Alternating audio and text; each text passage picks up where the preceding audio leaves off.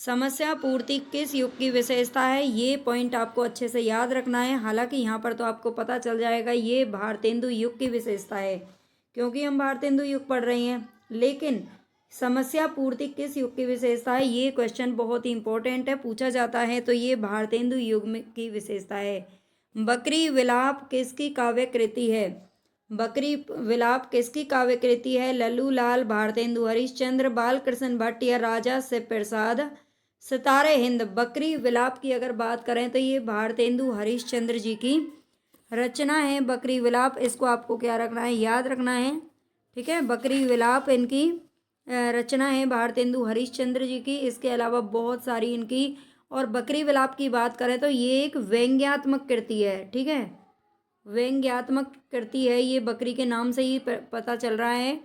और इसके अलावा आप जानते ही हैं भारत दुर्दशा, नील देवी, प्रेम प्रताप, प्रेमाश्रु वर्णन, दान लीला, तन्मय लीला, विनय प्रेम पिचासा और वर्षा विनोद, ये सारी बहुत सारी रचनाएं हैं जो कि भारतेंदु हरिश्चंद्र ने अपनी एक छोटी सी उम्र में लिख डाली थी।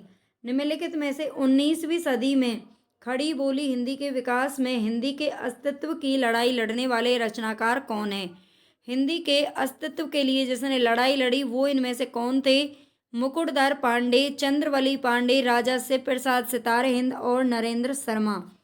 तो इनमें से थे सितारे हिंद, यानी कि राजा शिव प्रसाद सितारे हिंद, जो हिंदी के लिए लास्ट तक लड़ते रहे थे। साहित्य में नव जागरण का सूर्योदय करने वाले साहित्यकार कौन है? साहित्य में नव जागरण का सूर्योदय किसने किया है? तो ये किया है भारतेंदु हरिश्चंद्र जी ने। इनके जन्म की अगर बात करें तो 9 सितंबर और 1850 ईस्वी को इनका जन्म हुआ था। ठीक है, और भारतेंदु काल को ही क्या कहा जाता है? पुनर्जागरण काल या नव जागरण काल के नाम से अलग अलग जो विद्वान है, आलोचक है, उन्होंने पुकारा है। प्रयाग रामागमन के लेखक कौन है? प्रयाग रामागमन के लेखक कौन है, ये आपको बताना है। बालकृष्ण भट्ट, प्रताप नारायण मिश्र, प्रेमगन या इनमें से कोई नहीं? तो ये नाम है बद्री नारायण प्रेमगन। ठीक है, ये इनका नाम है। प्रेमगन की ये रचना है प्रयाग रामागमन, ये आपको याद रखनी है। हम थोड़ा सा फास्ट ही चल रहे हैं, फास्ट रिवीजन करना है हमको। 19वीं सदी के नवजागरण के दौरान किस पत्रिका ने हिंदी गद्य के विकास में योगदान दिया था? तो कौन सी पत्रिका है यहाँ पर? देखो, कल्पना, सारिका और सुधा, एक धर्मयुग, ये बाद वाली पत्रिकाएं हैं। लेकिन 19वीं सदी की ये बात कर रहा है तो कवि वचन सुधा, जो कि 1868 ईस्वी में काशी से निकली थी, और काशी से निकलती थी ये भारतेंदु हरिश्चंद्र जी के द्वारा इसका संपादन किया गया था। जन्म काल के आधार पर निम्नलिखित कवियों का सही अनुक्रम क्या है? भारतेंदु युग के जो 8-7 कवि हैं जो बहुत ही इंपॉर्टेंट हैं, उसका आपको जन्म समय भी याद होना चाहिए, क्योंकि यहाँ से भी क्वेश्चन पूछ लिया जाता है। तो सबसे पहले यहाँ पर आएगा नाम भारतेंदु हरिश्चंद्र का, जो कि 2 में दे रखा है, बी और सी। और इसके बाद में आएगा बद्री नारायण चौधरी प्रेमघन। अगर हम बात करें, देखो यहाँ पे मैं आपको बता देती हूँ, ऊपर थोड़ी सी स्पेस दे रखा है। बद्री नारायण अगर प्रेम घन की बात करें तो इनका जन्म हुआ था 1855 ईस्वी। ठीक है, प्रताप नारायण मिश्र की अगर बात करें तो 1 साल बाद ये पैदा हो गए थे प्रेम घन के, 1856 ईस्वी। और जगमोहन सिंह, जब ये भारतेंदु हरिश्चंद्र की बात करें तो ये 1850 में पैदा हुए थे, और जगमोहन सिंह 1857 की क्रांति के समय में पैदा हुए थे। ठीक है, 1857 यानी कि जब प्रथम जो स्वतंत्रता संग्राम था उस टाइम पर ये पैदा हुए थे। तो आप यहाँ पे देख सकते हो प्रेमघन, सबसे पहले तो नाम आएगा भारतेंदु हरिश्चंद्र, फिर प्रेमघन, फिर प्रताप नारायण मिश्र और फिर जगमोहन सिंह, जो कि हमारे सी ऑप्शन में बिल्कुल करेक्ट है। इनका आपको जो समय है वो याद रखना है। यहाँ पर इनका दे भी रखा है। भारतेंदु युग का कौन सा कवि है जो पुष्टि मार्ग में दीक्षित था? पुष्टि मार्ग आप जानते ही होंगे, 1565 में जिसकी स्थापना की थी विठलाचार्य जी ने। ठीक है, विठलनाथ या विठलाचार्य, जो वल्लभाचार्य के पुत्र थे, विठलनाथ। ठीक है, पुष्टि मार्ग की स्थापना उन्होंने, पुष्टि मार्ग में की स्थापना की थी। 1 मिनट, उन्होंने तो अष्टछाप की स्थापना की थी और पुष्टि मार्ग की स्थापना की थी वल्लभाचार्य ने। पुष्टि मार्ग में दीक्षित कौन था? तो ये थे भारतेंदु हरिश्चंद्र। ठीक है, पुष्टि मार्ग के जो प्रवर्तक हैं वो कहा जाता है वल्लभाचार्य को। रचना काल के अनुसार भारतेंदु हरिश्चंद्र की निम्नलिखित रचनाओं का सही अनुक्रम बताना है। तो यहाँ पर ये कुछ रचनाएं दे रखी हैं, उनका सही अनुक्रम बताना है। ये सारी जो रचनाएं वो भारतेंदु हरिश्चंद्र की हैं। प्रेम तरंग, सतसई श्रृंगार, मधु मुकुल, भक्त सर्वस्व, ये सारी रचनाएं सब आपको याद रखनी है।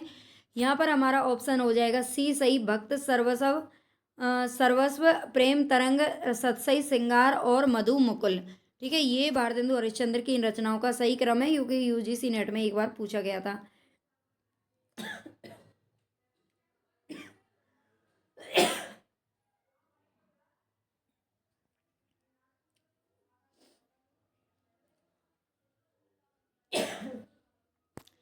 भारतेंदु ने जिस प्रकार हिंदी गद्य की भाषा का परिष्कार किया, उसी प्रकार काव्य की ब्रज भाषा का भी किया था। तो यह पंक्ति किसकी है, ये बताना है हमें। क्या हो गया भाई? भारतेंदु हरिश्चंद्र ने जिस प्रकार हिंदी गद्य की भाषा का परिष्कार किया था, हिंदी गद्य की भाषा यानी कि आधुनिक युग की सबसे बड़ी विशेषता थी जो गद्य साहित्य था, यानी कि नाटक, निबंध, कहानी, आलोचना वगैरह ये सारी चीजें लिखी जाने लगी थी। तो भारतेंदु ने जिस प्रकार हिंदी गद्य की भाषा का परिष्कार किया था, उसी प्रकार काव्य की ब्रज भाषा का भी किया था। ये पंक्ति किसकी है? तो ये है रामचंद्र शुक्ल जी। ठीक है, रामचंद्र शुक्ल जी ने ये बात कही है। आगे चलते हैं। नव जागरण का अग्रदूत हिंदी के किस लेखक को कहा जाता है? नव जागरण कहा जाता है भारतेंदु काल को, और भारतेंदु काल का जो अग्रदूत है वो कौन है? तो ये है भारतेंदु हरिश्चंद्र। ठीक है, भारतेंदु हरिश्चंद्र जी को नव जागरण का अग्रदूत कहा जाता है। हिंदी साहित्य के इतिहासकार 1850 से 1900 ईस्वी तक के काल को किस नाम से अभिहित करते हैं? हिंदी साहित्य के जो इतिहासकार हैं वो 1850 से 1900 तक का जो समय है वो भारतेंदु युग के नाम से जाना जाता है। ठीक है, द्विवेदी युग पर भी हम बात करेंगे। इसी तरह से इनके जो इंपॉर्टेंट क्वेश्चन है उनको सबको देखेंगे। भीतर भीतर सब रस चूसे, हंसी हंसी के तन मंथन मुँह से, यह पंक्ति किस कवि की है? भीतर भीतर सब रस चूसे, तो यहाँ पर ये पंक्ति है भारतेंदु हरिश्चंद्र की। एक मिनट, ये भारतेंदु हरिश्चंद्र की क्या है? ये पंक्ति है। ठीक है, बिल्कुल सही है। भारतेंदु हरिश्चंद्र द्वारा संपादित पत्रिका का सही नाम क्या है? बाला बोधिनी, बाला प्रबोधिनी, बाला प्रबोध, बाल प्रबोध, बाल विनोद। तो बाल के नाम से दे रखे हैं, लेकिन इनकी जो पत्रिका है वो है बाला बोधिनी। ठीक है, बाला बोधिनी इनकी जो पत्रिका है उसका सही करेक्ट एकदम नाम है, ये आपको याद रखना है। आगे चलेंगे। किसने 1873 ईस्वी में हरिश्चंद्र मैगजीन की स्थापना की थी? तो हरिश्चंद्र मैगजीन एक पत्रिका थी और 1873 में ये किसने निकाली थी? तो ये भारतेंदु हरिश्चंद्र ने निकाली थी हरिश्चंद्र मैगजीन के नाम से। आचार्य रामचंद्र शुक्ल की दृष्टि में किस युग के लेखकों की दृष्टि व्याकरण के नियमों पर अच्छी तरह नहीं जमी थी? व्याकरण के नियमों पर ध्यान नहीं देते थे। किस युग के लेखक नहीं देते थे ध्यान? तो ये भारतेंदु युग के जो लेखक थे वो अच्छी तरह से व्याकरण पर ध्यान नहीं देते थे। उनकी जो व्याकरण थी वो शुद्ध रूप लिए हुए नहीं थी, बल्कि जब द्विवेदी काल आया था तो वो द्विवेदी काल के जो प्रवर्तक थे, उसके जो सरस्वती के संपादक थे महावीर प्रसाद द्विवेदी, जिनके नाम पर ये इस काल का नाम पड़ा है, तो उन्होंने काफ़ी ध्यान दिया था और वो हर किसी की रचना में कुछ भी कमियां बता करके व्याकरण से उनको वापस कर देते थे और फिर दोबारा से उसमें जो भी है संशोधन करवाते थे। तो इस तरह से व्याकरण बहुत अच्छी हो गई थी। आधुनिक काल के साहित्य की सबसे बड़ी विशेषता क्या है? आधुनिक काल, भारतेंदु युग से काल जो अब तक चला आ रहा है वो आधुनिक काल ही है। और इसमें साहित्य की सबसे बड़ी विशेषता क्या थी? मात्र पद्य में उत्कृष्ट कृतियों की रचना। वो तो पहले भी होती थी पद्य में। तो गद्य को साहित्य के सशक्त माध्यम के रूप में प्रतिष्ठित करना, बिल्कुल भी हमारा जो है करेक्ट ऑप्शन है। गद्य को साहित्य के सशक्त माध्यम के रूप में प्रतिष्ठित करना, ये बिल्कुल करेक्ट है। जो हो, मैंने आप कई बेर परिश्रम किया कि खड़ी बोली में कुछ कविता बनाऊं, पर वह मेरे चित्तानुसार नहीं। ये कथन किसका है? मतलब कौन है जिसने ये कहा है कि मैंने बहुत बार, देखो जो भारतेंदु काल में जो काव्य थी उसकी भाषा थी ब्रज। ठीक है, काव्य भाषा कौन सी थी? ब्रज थी। और जो गद्य की भाषा थी वो थी खड़ी बोली। ठीक है, गद्य की जो भाषा थी वो खड़ी बोली थी। तो यहाँ पर भारतेंदु जी खुद ये कहते हैं कि मैंने बहुत बार ये परिश्रम किया, मेहनत की कि मैं खड़ी बोली में कविता बना दूं, लेकिन मतलब बनती ही नहीं है खड़ी बोली में, ब्रज में ही बनती थी। निम्नलिखित साहित्यकारों में से सबसे कम आयु किसकी रही थी? जयशंकर प्रसाद, गजानन माधव, मुक्तिबोध, प्रेमचंद और भारतेंदु हरिश्चंद्र। तो सबसे जो कम एज थी 1850 में इनका जन्म हुआ था और 1885 ईस्वी में इनका मतलब इस दुनिया को छोड़कर चले गए थे। ठीक है, बहुत कम उम्र थी, केवल 35 वर्ष की अल्पायु में ही, और इनके नाम पर ही पूरा एक युग बन गया जो आज तक हम पढ़ रहे हैं। भारतेंदु युग के कवियों ने अधिकांशतः किस भाषा में कविता की है? तो भारतेंदु युग के कवियों की बात कर रहा है ये, कविता किस भाषा में की है? तो ये की है भाई ब्रज भाषा में। ठीक है, ब्रज भाषा में करते थे कविताएं, और गद्य जो भाषा थी वो खड़ी बोली थी। भारतेंदु की कौन सी रचना है जो पयार छंद में लिखी हुई है? पयार छंद में लिखी हुई है बंदर सभा, वर्षा विनोद, प्रेम सरोवर या प्रातः समीरन। तो प्रातः समीरन जो इनकी रचना है, ये सारी रचनाएं याद रख लेना, भारतेंदु जी की हैं। बंदर सभा, वर्षा विनोद, प्रेम सरोवर, प्रातः समीरन। तो प्रातः समीरन जो रचना है पयार छंद में लिखी हुई है। भारतेंदु के हिंदी योगदान का स्वरूप क्या है? भारतेंदु के हिंदी योगदान का स्वरूप बताना है। स्वयं रचनाएं लिखकर समाज, यानी कि जो भारतेंदु जी थे उन्होंने हिंदी का योगदान में अपनी क्या विशेषता, मतलब क्या योगदान उन्होंने दिया था? क्या उन्होंने खुद से रचनाएं लिखकर योगदान दिया? समाचार पत्र निकाले? बिल्कुल निकाले थे। भारतेंदु मंडल का गठन भी उन्होंने किया था। ठीक है, इन सभी साधनों के माध्यम से भारतेंदु जी ने हिंदी में योगदान काफ़ी दिया था। बद्री नारायण चौधरी प्रेमगन उर्दू में किस नाम से कविता लिखते थे? तो प्रेमगन जी की बात हो रही है, उर्दू में किस नाम से लिखते थे? तो ये लिखते थे अब्र नाम से। ठीक है, अब्र नाम से ये प्रेमगन का नाम था अब्र। निम्न कृतियों में कौन सी भारतेंदु हरिश्चंद्र की काव्य कृति नहीं है? प्रेम मालिका, प्रेम सरोवर, प्रेम फुलवारी, प्रेम पुष्पावली। तो कौन सी रचनाएं प्रेम के नाम से हैं? सारी प्रेम मालिका, प्रेम सरोवर, प्रेम फुलवारी। ठीक है, ये सारी क्या है? भारतेंदु हरिश्चंद्र की हैं, लेकिन पुष्पावली इनकी रचना नहीं है। ठीक है, प्रेम जो पुष्पावली है वो इनकी रचना नहीं है, ये आपको याद रखना है। और अगर ये बात करें तो ये श्रीधर पाठक की रचना है प्रेम पुष्पावली। ठीक है, इसको भी आपको याद रख लेना है। एक मिनट, अच्छा, प्रेम पुष्पांजलि शायद कुछ और नाम से है उनकी, थोड़ा सा देख लेते हैं इसको। प्रेम पुष्पावली ये प्रताप नारायण मिश्र की काव्य कृति है। ठीक है, प्रेम के नाम से ये 2-3 कविता और भी हैं, थोड़ा सा इनमें कन्फ्यूजन हो जाता है, इनको अच्छे से देख लेना। श्रीधर पाठक की भी सारी रचनाएं मैं आपको यहाँ पर बता दूंगी, आगे मैंने उसको भी ले लिया है।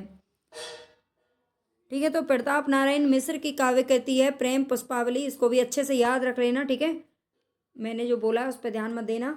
भारतेंदु युग में वर्षा विनोद, वर्षा बिंदु नामक 2 मिलती जुलती नाम वाली रचनाएं भी देखने को मिलती हैं।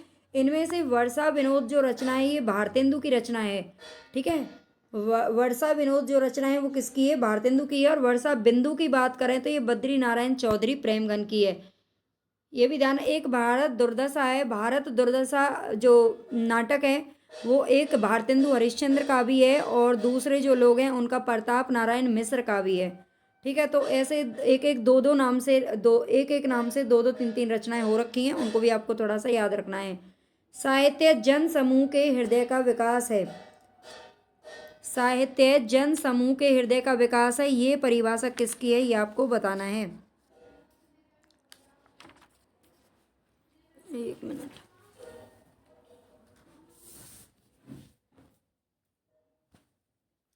साहित्य जन समूह के हृदय का विकास है, ये बात किसने कही है? तो भारतेंदु हरिश्चंद्र, बाल कृष्ण भट्ट, महावीर प्रसाद द्विवेदी या फिर हजारी प्रसाद द्विवेदी। तो हमारा यहाँ पर राइट ऑप्शन क्या हो जाएगा? बाल कृष्ण भट्ट। ठीक है, ये मिलते जुलते 2-3 क्वेश्चन ऐसे आते हैं, एक महावीर प्रसाद द्विवेदी का आता है और एक ये आता है रामचंद्र शुक्ल जी का। लेकिन यहाँ पर हमारा ये जो सही है वो है बालकृष्ण भट्ट। साहित्य जन समूह के हृदय का विकास है, ये किसने कहा है? बालकृष्ण भट्ट जी ने कहा है, इसको आपको याद रखना है। नेक्स्ट क्वेश्चन है, बिहारी बिहार नामक ग्रंथ के रचयिता कौन है? बिहारी बिहार नामक ग्रंथ के रचयिता कौन है बताना है। काशीनाथ सिंह बिहारी, राधा चरण गोस्वामी या पंडित अंबिका दत्त व्यास। तो बिल्कुल यहाँ पर हमारा करेक्ट ऑप्शन हो जाएगा बिहारी बिहार लिखा है अंबिका दत्त व्यास ने। ठीक है, ये बिहारी जो सतसई था उसकी ही टीका है। इनमें से भारतेंदु युगीन लेखक कौन है? भारतेंदु युगीन लेखक के नाम पूछ रहा है। तो प्रताप नारायण मिश्र, हरिऔध तो द्विवेदी युग के हैं, है ना। विद्यानिवास मिश्र, राय कृष्ण दास। तो यहाँ पर प्रताप नारायण मिश्र हमारा बिल्कुल करेक्ट ऑप्शन हो जाएगा। निम्नलिखित कवियों में से भारतेंदु युगीन कौन है? भारतेंदु युगीन इनमें से कौन है ये बताना है। बंशीधर शुक्ल, बद्री नारायण चौधरी, प्रेमघन। तो हम प्रेमघन को इतनी देर से पढ़ रहे हैं, ये हमारे बिल्कुल करेक्ट है। वे पूर्वीपन की परवाह न करके अपने बेसवारे की ग्राम्य कहावतें और शब्द भी बेधड़क रख दिया करते थे। शुक्ल जी की इन पंक्तियों का संबंध किससे है? तो ये किसके बारे में कहा गया है? शुक्ल जी किसके बारे में ये बोलते हैं? तो प्रताप नारायण मिश्र, क्योंकि इनके जो निबंधों के नाम और काव्य रचनाओं के अगर आप नाम देखेंगे ना तो पौ भौं और मतलब नाक, मुंह, आंख, दांत, इस तरह के जो है निबंध लिखे गए हैं, है ना। घूरे के लत्ता बीने, इस तरह के जो शब्द हैं इनके वो रखे गए हैं। भाषा संवर्धिनी सभा के संस्थापक कौन थे? भाषा संवर्धनी सभा के संस्थापक कौन है ये आपको यहाँ पर बताना है।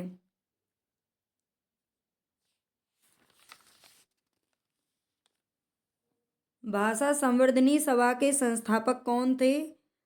भारतेंदु हरिश्चंद्र, महात्मा गांधी, बाबू तोताराम या फिर प्रेमचंद।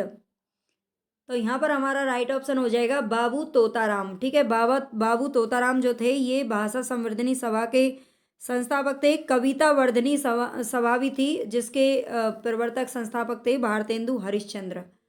ठीक है, दोनों मिलते जुलते हैं। ये यहाँ पे दे रखा है 1870 ईस्वी में काशी में कविता वर्धनी नामक सभा की स्थापना भारतेंदु हरिश्चंद्र ने की थी। नासिकेतोपाख्यान के लेखक कौन है? नासिकेतोपाख्यान के लेखक कौन है? लल्लू लाल, सदा सुखलाल, इंसा अल्लाह खान या फिर सदल मिश्र। तो यहाँ पर हमारा राइट ऑप्शन हो जाएगा सदल मिश्र। ठीक है, सदल मिश्र ने खड़ी बोली एक गद्य की पुस्तक बनाई थी। नासिकेतोपाख्यान ये 1800 ईस्वी में जो फोर्ट विलियम कॉलेज की स्थापना हुई थी उसमें कौन थे ये सारे के सारे उसमें संस्था मतलब आचार्य थे। ठीक है, ये आपको याद रखना है। हिंदी आलोचना का इतिहास कौन से काल से माना जाता है? हिंदी आलोचना का इतिहास, तो आलोचना कब से शुरू हुई है? तो आजकल सबसे बड़ी देन यही है कि एक दूसरे आदमी को चाहे अपना काम हो ना हो लेकिन दूसरे की आलोचना जरूर करेंगे। आलोचना में बड़ाई भी होती है और बुराई भी होती है ना, दोनों ही चीज़ें होती हैं। तो हिंदी आलोचना आधुनिक काल की सबसे बड़ी देन है, यहीं से ही आलोचना शुरू हुई है। हिंदी में स्वच्छंदतावाद का कवि कौन कहा जाता है? हिंदी में स्वच्छंदतावाद का कवि किसे कहा जाता है? तो ये कहा जाता है भाई श्रीधर पाठक को। ठीक है, श्रीधर पाठक को स्वच्छंदतावाद का कवि कहा जाता है। सुख सागर की रचना किसने की थी? सुख सागर की रचना सदल मिश्र, लल्लू लाल, इंसा अल्लाह खान या फिर सदा सुखलाल। तो सुख सागर से पता चल रहा है सदा सुखलाल। ठीक है, सुखलाल, सुख सागर सुखलाल। इनमें से कौन सा नाटक है जो भारतेंदु जी का नहीं है? भारत दुर्दशा, नील देवी, प्रेम जोगिनी, रणधीर प्रेम मोहिनी। तो बिल्कुल रणधीर प्रेम मोहिनी है, ये लाला श्रीनिवास दास जी का नाटक है। ठीक है, जिनका एक उपन्यास है परीक्षा गुरु, बहुत ही फेमस उपन्यास है जिसको हम पढ़ने वाले हैं यूजीसी नेट के लिए। जगत सच्चाई सार, ये इस कविता के रचयिता कौन है? जगत सच्चाई सार कविता के रचयिता कौन है? नाथूराम शर्मा, देवीदत्त शुक्ल, श्रीधर पाठक। तो बिल्कुल श्रीधर पाठक की कविता है। कौन सी? जगत सच्चाई सार। इनका थोड़ा सा देख लेते हैं यहाँ पर।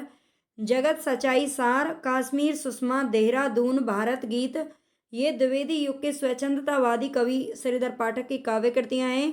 कालिदास का ऋतु संगार, गोल्ड स्मिथ के हर्मिट गोल्ड स्मिथ का था। हर्मिट का एकांतवासी योगी, गोल्ड स्मिथ के ही डिजर्टेड विलेज तथा द ट्रेवलर का अनुवाद किया था उजड़ ग्राम। देखो ये बता रहा है यहाँ पर कि गोल्ड स्मिथ का हर्मिट का एकांतवासी योगी नाम से हिंदी में अनुवाद किया था। गोल्ड स्मिथ का ही था डिजर्टेड विलेज, जिसका हिंदी अनुवाद किया था श्रीधर पाठक ने उजड़ ग्राम के नाम से। डिजर्टेड को क्या बोलते हैं? रेगिस्तान बोलते हैं, और रेगिस्तान तो उजड़ा हुआ चमनी जैसा ही होता है ना। तो और श्रांत पथिक ये किसका किया था? द ट्रेवलर का श्रांत पथिक। ठीक है, पथिक तो ट्रेवलर को बोलते ही हैं, श्रांत पथिक उन्होंने नाम दे दिया। तो ये हिंदी अनुवाद इनके पूछे जाते हैं, मोस्ट इंपॉर्टेंट है, इनको आप अच्छे से याद रख लीजिएगा। नेक्स्ट है कलि कौतुक रूपक के लेखक कौन है? कलि कौतुक रूपक के लेखक कौन है? प्रेमगन, प्रताप नारायण मिश्र, बाल कृष्ण भट्ट। तो यहाँ पर हमारा राइट ऑप्शन हो जाएगा प्रताप नारायण मिश्र, कलि कौतुक रूपक। हिंदी नई चाल में ढली, ये घोषणा किसने की थी? भारतेंदु हरिश्चंद्र ने की थी। 1873 ईस्वी में इन्होंने एक पुस्तक लिखी थी अपनी, काल चक्र। ठीक है, काल चक्र नाम से इन्होंने एक पुस्तक लिखी थी और 1873 ईस्वी में उस टाइम इन्होंने कहा था कि इस हिंदी नई चाल में ढली। ठीक है, 1873 से। गोल्ड स्मिथ की कृति द ट्रेवलर का अनुवाद हिंदी में किसने किया है? तो ये किया है श्रीधर पाठक ने, जो अभी हम देख चुके हैं। ब्रज कोकिल के नाम से प्रसिद्ध कवि कौन है? ब्रज कोकिल के नाम से प्रसिद्ध कवि कौन है, ये आपको बताना है। हरिऔध, सत्यनारायण कवि रत्न, श्रीधर पाठक या फिर रत्नाकर। तो यहाँ पर हमारा कौन सा ऑप्शन है जो सही हो जाएगा? ब्रज कोकिल के नाम से किसे जाना जाता है? तो ये सत्यनारायण कवि रत्न को जाना जाता है। ठीक है, ब्रज कोकिल के नाम से जाना जाता है, इनको भी आपको याद रखना है। तो यहाँ पर हमारे 40 क्वेश्चन कंप्लीट हुए। अगर अच्छी लगी हो क्लास तो लाइक जरूर कर जाना और सब्सक्राइब कर लेना भाई चैनल को, है ना। इतनी मेहनत आपके लिए कोई कर रहा है कि क्लास बनाने में, मतलब पूरा नींद भूख सब कुछ त्याग करके, तो प्लीज़ इतना तो आप कर ही सकते हो कि लाइक सब्सक्राइब और शेयर, बस 1 सेकंड का समय लगेगा, ज़रूर कर दीजिएगा। द्विवेदी युग नामकरण आचार्य हजारी प्रसाद द्विवेदी के नाम पर किया गया है, या फिर शांति प्रिय द्विवेदी, महावीर प्रसाद द्विवेदी या सोहन लाल द्विवेदी? सबका जो सरनेम है वो द्विवेदी है। और ठीक है, द्विवेदी युग नामकरण किसके आधार पर किया गया है, ये आपको पता होना चाहिए। तो ये महावीर प्रसाद द्विवेदी के आधार पर किया गया है। ठीक है, इसका आपको याद रखना है, महावीर प्रसाद द्विवेदी। अगर आपको इस तरह की क्लास पसंद है, इस तरह से फास्ट रिवीजन करना आप चाहते हैं, तो प्लीज़ मुझे कमेंट में ज़रूर बताना, ताकि मैं इस तरह की जो क्लास है वो आपके लिए डेली बना सकूं। कुछ क्वेश्चन का रिवीजन हम डेली यहाँ पर कर सकते हैं। सैरेंद्री के रचनाकार कौन है? सैरेंद्री के रचनाकार कौन है? सियाराम शरण गुप्त, मैथिली शरण गुप्त, माखनलाल चतुर्वेदी या फिर नरेश वर्मा? तो सैरेंद्री के रचनाकार कौन है, ये हमें बताना है। यहाँ पर हमारा राइट ऑप्शन हो जाएगा मैथिली शरण गुप्त। ठीक है, सैरेंद्री के जो रचनाकार हैं वो है मैथिली शरण गुप्त। इनके और भी बहुत सारे नाटक हैं, रंग में भंग, राजा प्रजा, वन वैभव, विकट वट, ठीक है, और शक्ति, स्वदेश संगीत, हिडिंबा, हिंदू नाम से, भारत भारती नाम से इन्होंने रचनाएं लिखी हैं। निम्नलिखित में से कौन सी रचना है जो अयोध्या सिंह उपाध्याय हरिऔध की नहीं है? इनमें आप देख सकते हैं 4 रचनाएं दे रखी हैं, लेकिन हरिऔध जी की रचना कौन सी नहीं है? विचित्र विवाह, वैदेही वनवास, चोखे चौपदे, चुभते चौपदे। तो यहाँ पर जो विचित्र विवाह है, ये रचना अयोध्या उपाध्याय की नहीं है। बाकी ये जो तीनों रचनाएं हैं ये हरिऔध जी की हैं, ये आपको याद रखना है। ठीक है, नेक्स्ट है यहाँ पर द्विवेदी युग का वह साहित्यकार कौन है जिन्हें कविता कामिनी कांत, भारतेंदु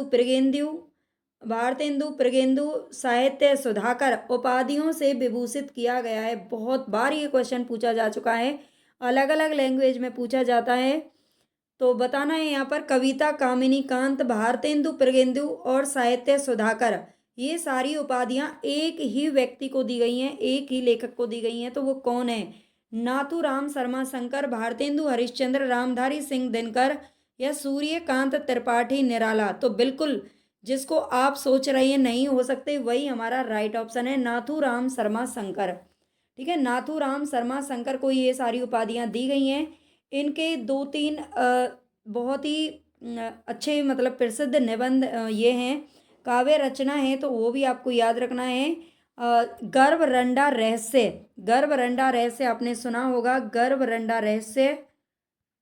और इसके अलावा शंकर सर्वस्व, ठीक है, शंकर सरोज और शंकर सर्वस्व, ये दोनों रचनाएं नाथूराम शर्मा शंकर की हैं, जो कि बहुत ज़्यादा बार पूछी जाती हैं। इनकी एक और रचना का नाम है अनुराग रत्न। निम्नलिखित में से एक मैथिली शरण गुप्त की रचना कौन सी नहीं है? इनमें से कौन सी एक रचना है जो मैथिली शरण गुप्त की नहीं है? सिद्धराज, जय भारत, हिडिंबा, कृषक क्रंदन। तो कृषक क्रंदन इनकी रचना नहीं है, तो फिर ये किसकी रचना है ये भी हमें पता होना चाहिए। तो ये जो रचना है वो है गया प्रसाद शुक्ल सनेही। ठीक है, गया प्रसाद शुक्ल सनेही की ये रचना है, ये भी याद रखना है। नेक्स्ट है यहाँ पर मैथिली शरण गुप्त की कौन सी रचना महाभारत संबंधी नहीं है? इनकी कुछ रचनाएं महाभारत संबंधी, कुछ रामायण संबंधी, कुछ अलग अलग आधार पर लिखी गई हैं, इनके ग्रंथ हैं। तो इनमें से कौन सी रचना है जो महाभारत संबंधी नहीं है? वन वैभव, शक्ति, कव संहार और सैरंध्री। तो यहाँ पर हमारा राइट ऑप्शन हो जाएगा शक्ति। शक्ति रचना इनकी महाभारत संबंधी नहीं है, बाकी ये जो तीनों हैं ये महाभारत संबंधी रचनाएं हैं। नेक्स्ट है यहाँ पर खड़ी बोली हिंदी का आधुनिक कालीन प्रथम महाकाव्य कौन सा है? खड़ी बोली हिंदी का आधुनिक कालीन प्रथम महाकाव्य है साकेत, प्रिय प्रवास, भारत भारती या फिर कुरुक्षेत्र। खड़ी बोली की बात हो रही है, खड़ी बोली, ठीक है, खड़ी बोली का याद रखना है। तो ये प्रथम महाकाव्य है प्रिय प्रवास, ठीक है, जो कि किसका है? हरिऔध जी का है। प्रिय प्रवास खड़ी बोली में लिखा गया प्रथम महाकाव्य है जो कि आधुनिक कालीन है। द्विवेदी युग की कविता, द्विवेदी युग की जो कविता है उनकी विशेषता क्या है? द्विवेदी युग की कविताओं की विशेषता क्या है? उपदेशात्मक एवं इतिवृत्तात्मक, प्रकृति चित्रात्मक, नव जागरण परक या फिर नारी चेतनात्मक। तो यहाँ पर बहुत ज़्यादा बार ये क्वेश्चन पूछा जाता है। द्विवेदी युग की कविताओं की विशेषता है उपदेशात्मक एवं इतिवृत्तात्मक।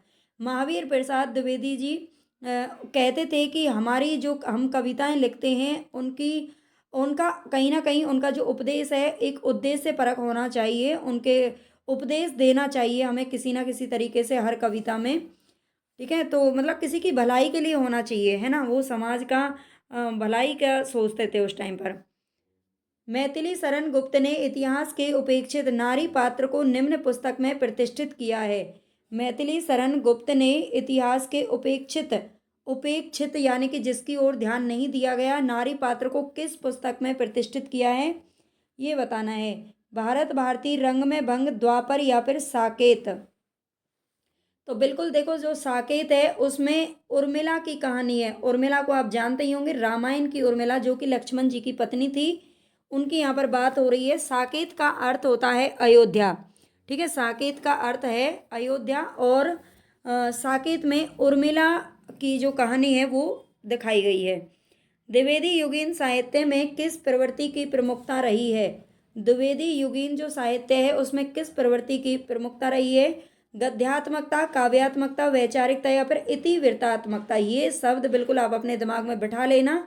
द्विवेदी युगीन जो साहित्य है उसकी प्रमुखता है इतिवृत्तात्मकता और उपदेशात्मक।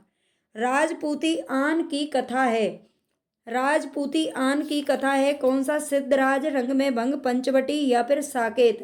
तो राजपूती आन किस में दिखाई गई है? रंग में भंग, ठीक है, जो कि 1909 ईस्वी में सबसे पहली ये काव्य रचना है, ये भी ध्यान रखना है, ठीक है। मैथिली शरण जो गुप्त हैं उनका प्रथम 1909 में ये काव्य रचनाएं जो आई थी।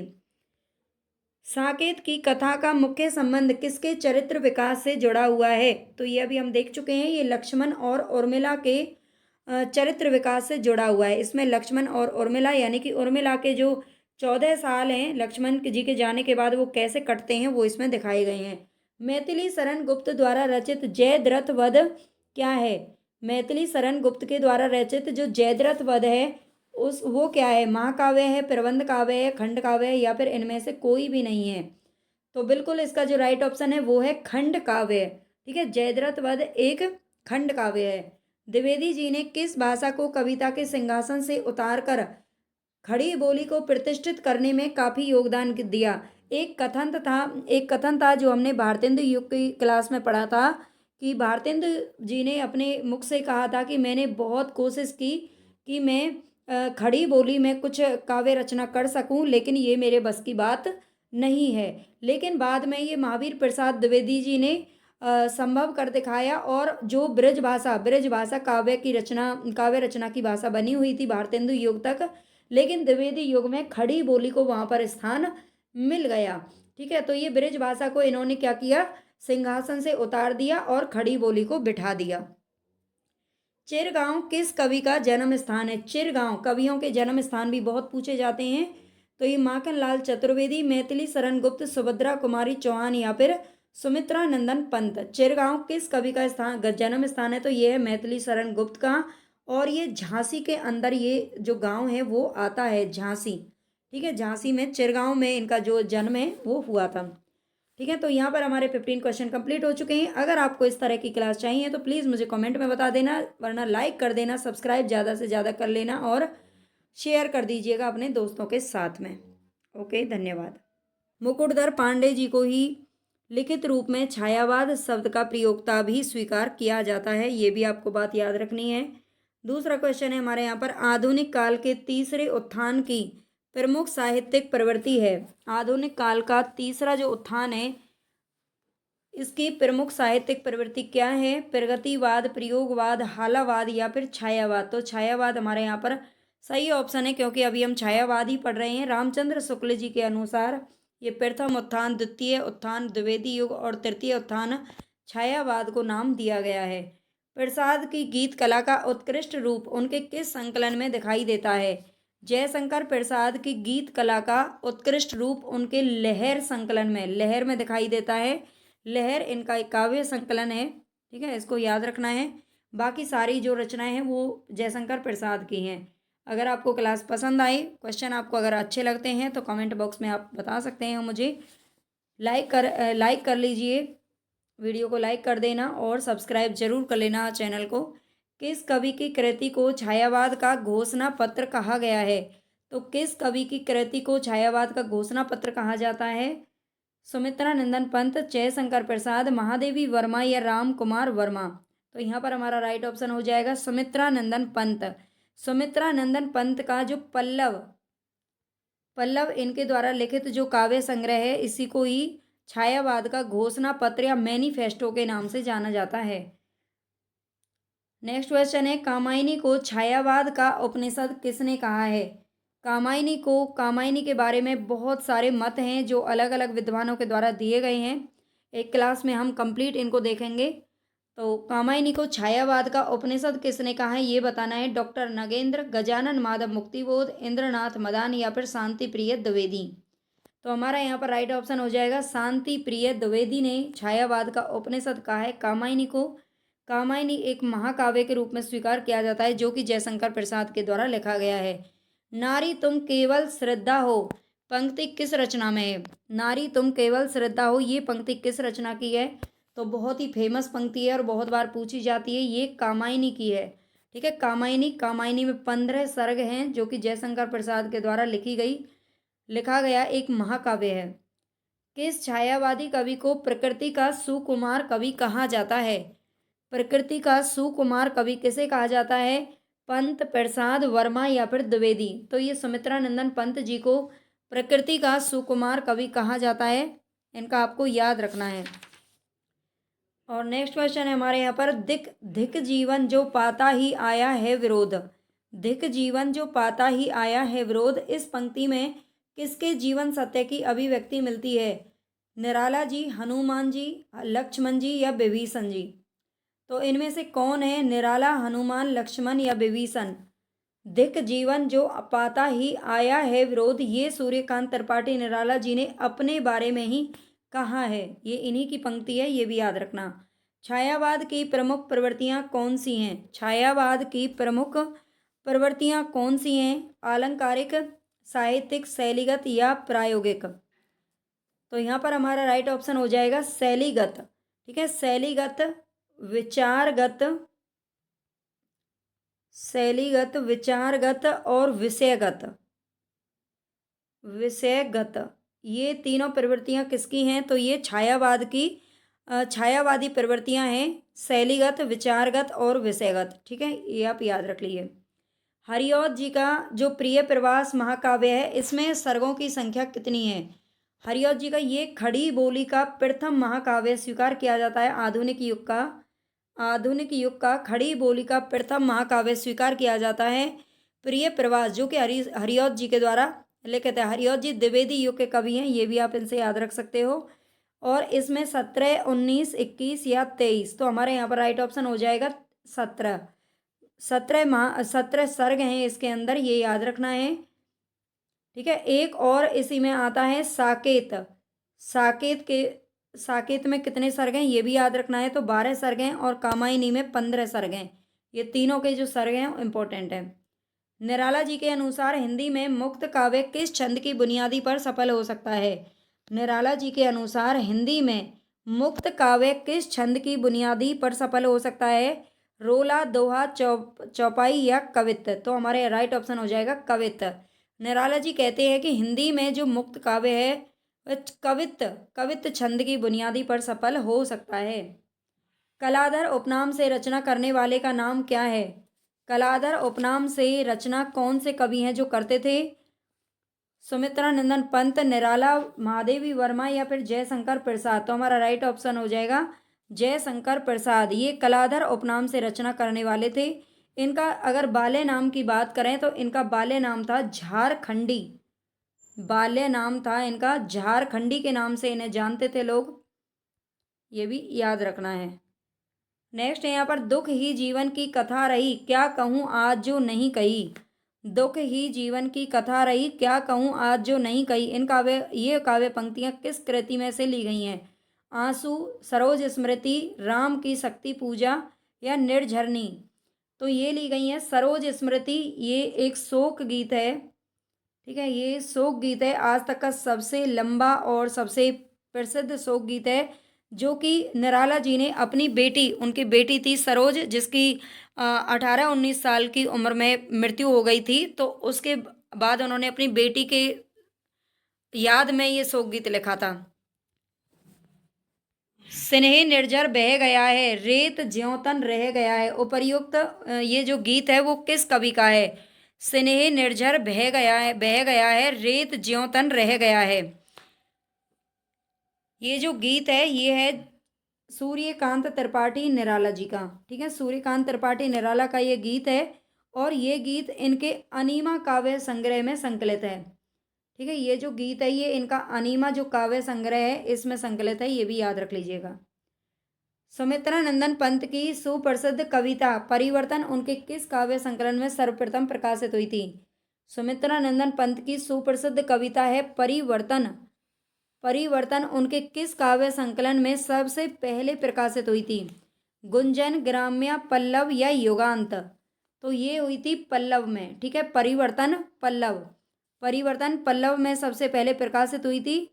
और अगर इसकी बात करें पल्लव में तो इनका आंसू, ठीक है, थोड़ा सा देख लेते हैं। पल्लव में इनकी आंसू है, परिवर्तन है उच्छ्वास और बादल, ठीक है। परिवर्तन, आंसू, उच्छ्वास और बादल, ये चारों जो कविताएं हैं ये पल्लव में संकलित की गई हैं। 16 क्वेश्चन है यहाँ पर। निराला जी की कविता राम की शक्ति पूजा पर किस रचना का सर्वाधिक प्रभाव है? वाल्मीकि रामायण, कृत्तिवास रामायण, रामचरितमानस या विष्णु पुराण? तो निराला जी की कविता राम की शक्ति पूजा पर किस रचना का सर्वाधिक प्रभाव है? तो ये है कृत्तिवास रामायण का, ठीक है, कृत्तिवास रामायण का प्रभाव है। इसी के आधार पर इन्होंने राम की शक्ति पूजा है जो लिखा गया है, ये ध्यान रखना है। और ये इनका अनामिका जो काव्य संग्रह है उसमें संकलित है राम की शक्ति पूजा। अंग्रेजी में जिसे रोमांटिसिज्म कहते हैं, हिंदी में उसे क्या कहते हैं? तो यहाँ पर हम छायावाद पढ़ रहे हैं तो बिल्कुल छायावाद ही कहते हैं, लेकिन जब पेपर में इस तरह से क्वेश्चन आएगा तो नहीं पता है आपको कि किसके बारे में पूछा गया है, तो इसलिए इसको याद रख लेना। अंग्रेजी में जिसे रोमांटिसिज्म कहते हैं उसे हिंदी में छायावाद कहा जाता है। पंत जी की ग्राम्य कृति का संबंध किससे है? पंत जी की जो ग्राम्य है इसका संबंध किससे है? ग्रामीण परिवेश से, प्रगतिवादी दृष्टि से, कल्पना लोक से या नई कविता से? तो ये ग्रामीण परिवेश से इसका संबंध है, ग्राम्य नाम से ही पता चल रहा है, ग्राम्य है ना, गांव से, यानी कि ग्रामीण परिवेश से ये संबंधित रही है इनकी रचना। और ये इनकी एक मुक्तक कविता है, ये भी याद रख लेना, ये मुक्तक कविता है इनकी।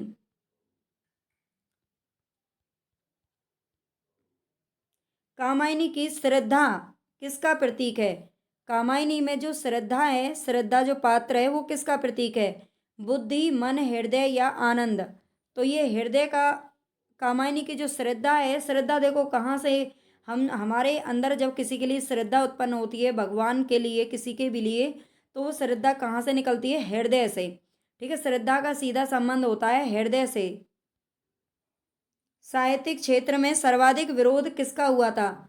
साहित्यिक क्षेत्र में सर्वाधिक किस छायावादी जो कवि हैं जिनका विरोध हुआ है? प्रसाद, निराला, दिनकर या हरिऔध, तो ये हुआ है निराला जी का। ठीक है, इनका नाम ही निराला है और इनका सबसे ज़्यादा विरोध भी हुआ है। वैसे अच्छे थे काफ़ी, इन्होंने जो अपनी साहित्यिक कृतियाँ हैं बहुत बढ़िया लिखी हैं।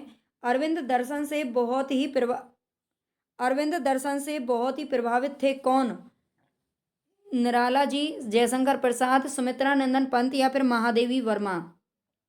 तो यहाँ पर हमारा राइट ऑप्शन हो जाएगा सुमित्रा नंदन पंत। ये अरविंद दर्शन से प्रभावित थे, इनका भी याद रख लेना है। तेरा वैभव देखूं या जीवन का क्रंदन देखूं, यह पंक्ति किसकी है?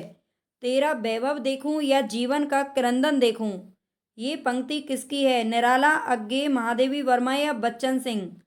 तो यहाँ पर हमारा राइट ऑप्शन हो जाएगा महादेवी वर्मा। तेरा वैभव देखूं या जीवन का क्रंदन देखूं, और ये महादेवी वर्मा छायावादी जो स्तंभ हैं, 4 माने जाते हैं छायावादी युग के, उनमें से एक इनको भी माना जाता है।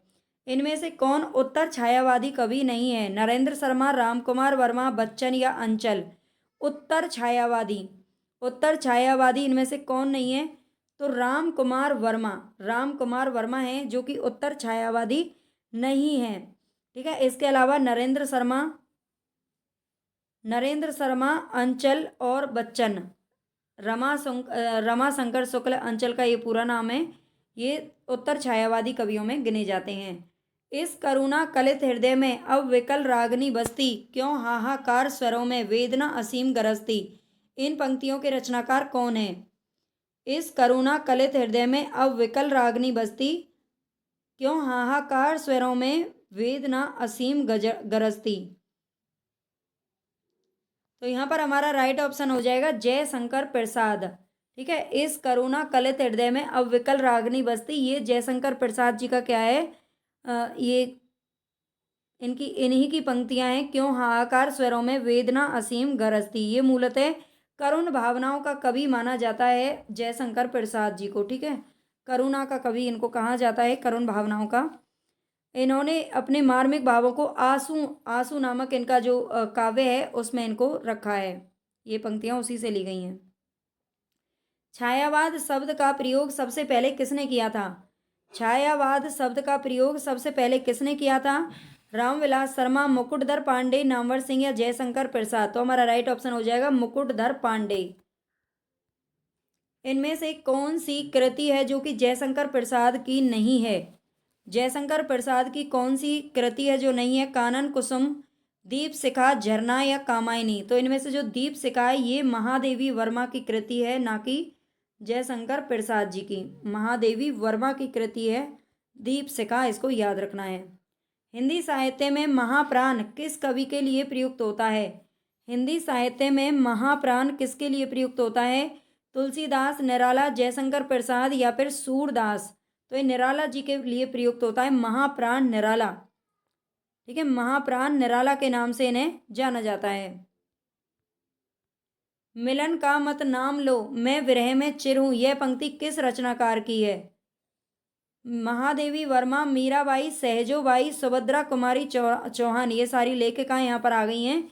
तो हम यहाँ पर पढ़ रहे हैं छायावाद, और महादेवी वर्मा छायावादी स्तंभ, 4 स्तंभों में से एक मानी जाती हैं। मिलन का मत नाम लो, मैं विरह में चिर हूं, महादेवी वर्मा की पंक्ति है, इंपॉर्टेंट है, याद रख लीजिएगा। कविता हमारे परिपूर्ण क्षणों की वाणी है, ये किसने कहा है? कविता हमारे परिपूर्ण क्षणों की वाणी है, निराला, प्रसाद, पंत या महादेवी। तो ये इसमें जो हमारा राइट ऑप्शन है वो हो जाएगा सुमित्रा नंदन पंत। कविता हमारे परिपूर्ण क्षणों की वाणी है, ये किसने कहा है? तो ये कविता के बारे में है ना, कविता को व्याख्यायित किया है सुमित्रा नंदन पंत ने। मैं नीर भरी दुख की बदली, ये कथन किसका है? मैं नीर भरी दुख की बदली, तो ये भी महादेवी वर्मा जी का ही कथन है। तो यहाँ पर आज हमारे 30 क्वेश्चन थे। आई होप आपके लिए यूजफुल रहेंगे और आपको पसंद भी आए होंगे। अगर पसंद आए हो तो लाइक ज़रूर कर देना, नए हो तो चैनल को सब्सक्राइब कर लेना और शेयर कर देना अपने सभी दोस्तों के साथ में। आधुनिक मीरा कहा जाता है महादेवी वर्मा जी को। ठीक है, ये हिंदी काव्य की आधुनिक मीरा के नाम से जानी जाती हैं और ये छायावादी कवयित्री हैं जो कि 4 स्तंभों में से मानी जाती हैं। आगे चलते हैं। छायावादी युग का प्रवर्तक किसे माना जाता है? छायावादी युग का प्रवर्तक किसे माना जाता है? वैसे ये जो चारों नाम है यहाँ पर, ये चार स्तंभ हैं छायावाद युग के चार स्तंभ माने जाते हैं। इन चारों का नाम यहाँ पर आता है, लेकिन प्रवर्तक की बात हो रही है तो ये जयशंकर प्रसाद जी को माना जाता है, जिनका जन्म 1889 ईस्वी में हुआ था। ये भी आपको याद रखना है। इन्होंने सबसे पहली अपनी जो कविता लिखी थी झरना, झरना में सबसे पहले छायावादी प्रवृत्तियों का समावेश हुआ था। और ये भी ध्यान रखना है, झरना को ही छायावाद की प्रथम प्रयोगशाला के नाम से भी जाना जाता है। प्रकाशन वर्ष के अनुसार महादेवी वर्मा की निम्नलिखित रचनाओं का सही अनुक्रम क्या है? तो निहार, दीप शिखा, नीरजा और रश्मि, ये चारों ही जो रचनाएं हैं वो महादेवी वर्मा जी की हैं। अब हमें ये बताना है कि सबसे पहले इसमें किसका नाम आता है, तो हम नीचे थोड़ी जगह यहाँ पर देख लेते हैं। निहार का जो प्रकाशन वर्ष है वो है 1930 ईस्वी, और रश्मि का प्रकाशन वर्ष है 1932, 1932, और नीरजा का प्रकाशन वर्ष है 1934 ईस्वी।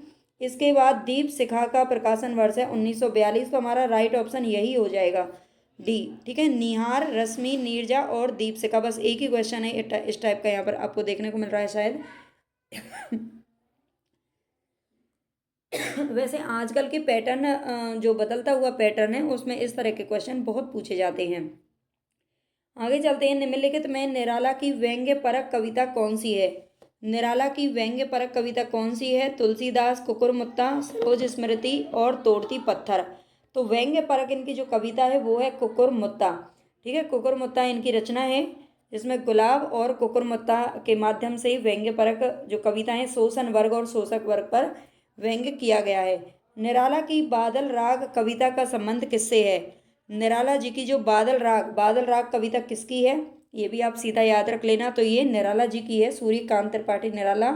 और इसका संबंध किससे है? छायावादी सौंदर्य से, प्रगतिवादी चेतना से, प्रयोगवादी चेतना से, प्रकृति के सौंदर्य से। तो बादल राग का जो संबंध है यह है प्रकृति के सौंदर्य से। नेक्स्ट क्वेश्चन है यहाँ पर, पंत को, सुमित्रा नंदन पंत को किस काव्य कृति पर ज्ञानपीठ पुरस्कार दिया गया था? पंत जी को किस काव्य कृति पर? तो इनको 1968 ईस्वी में ज्ञानपीठ पुरस्कार दिया गया था, और इनकी चिदम्बरा के लिए, ठीक है, इनकी चिदम्बरा के लिए इन्हें 1968 में ज्ञानपीठ पुरस्कार दिया गया था, और उसी वक्त इसकी शुरुआत हुई थी। सुमित्रा नंदन पंत जी पहले कवि थे जिनको ज्ञानपीठ पुरस्कार दिया गया था। इन्हें प्रकृति का सुकुमार कवि भी कहा जाता है, ये भी आपको याद रखना है। महादेवी वर्मा की किस कृति में जीव जंतुओं और पशु पक्षियों से संबंधित संस्मरण है? किस कृति में जीव जंतुओं और पशु पक्षियों से संबंधित संस्मरण है? तो यह है मेरा परिवार। उन्होंने मेरा परिवार में सभी जीव जंतुओं और पशु पक्षियों को रखा है। छायावाद का पूर्वाभास किस कवि की रचनाओं में प्रकट हुआ?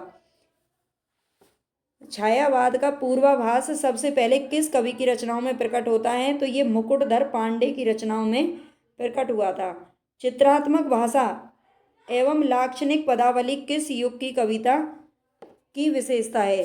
चित्रात्मक भाषा एवं लाक्षणिक पदावली किस युग की कविताओं की विशेषता है? तो आपको ये याद रखना है, ये छायावादी कवियों की कविताओं की विशेषता है। अभी हम यहाँ पर ये छायावाद ही पढ़ रहे हैं। आधुनिक काल की किस काव्य धारा में रहस्यवाद की भावना पाई जाती है?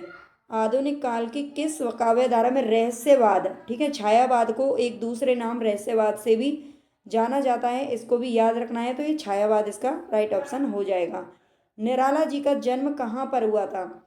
निराला जी का जन्म कहाँ पर हुआ था?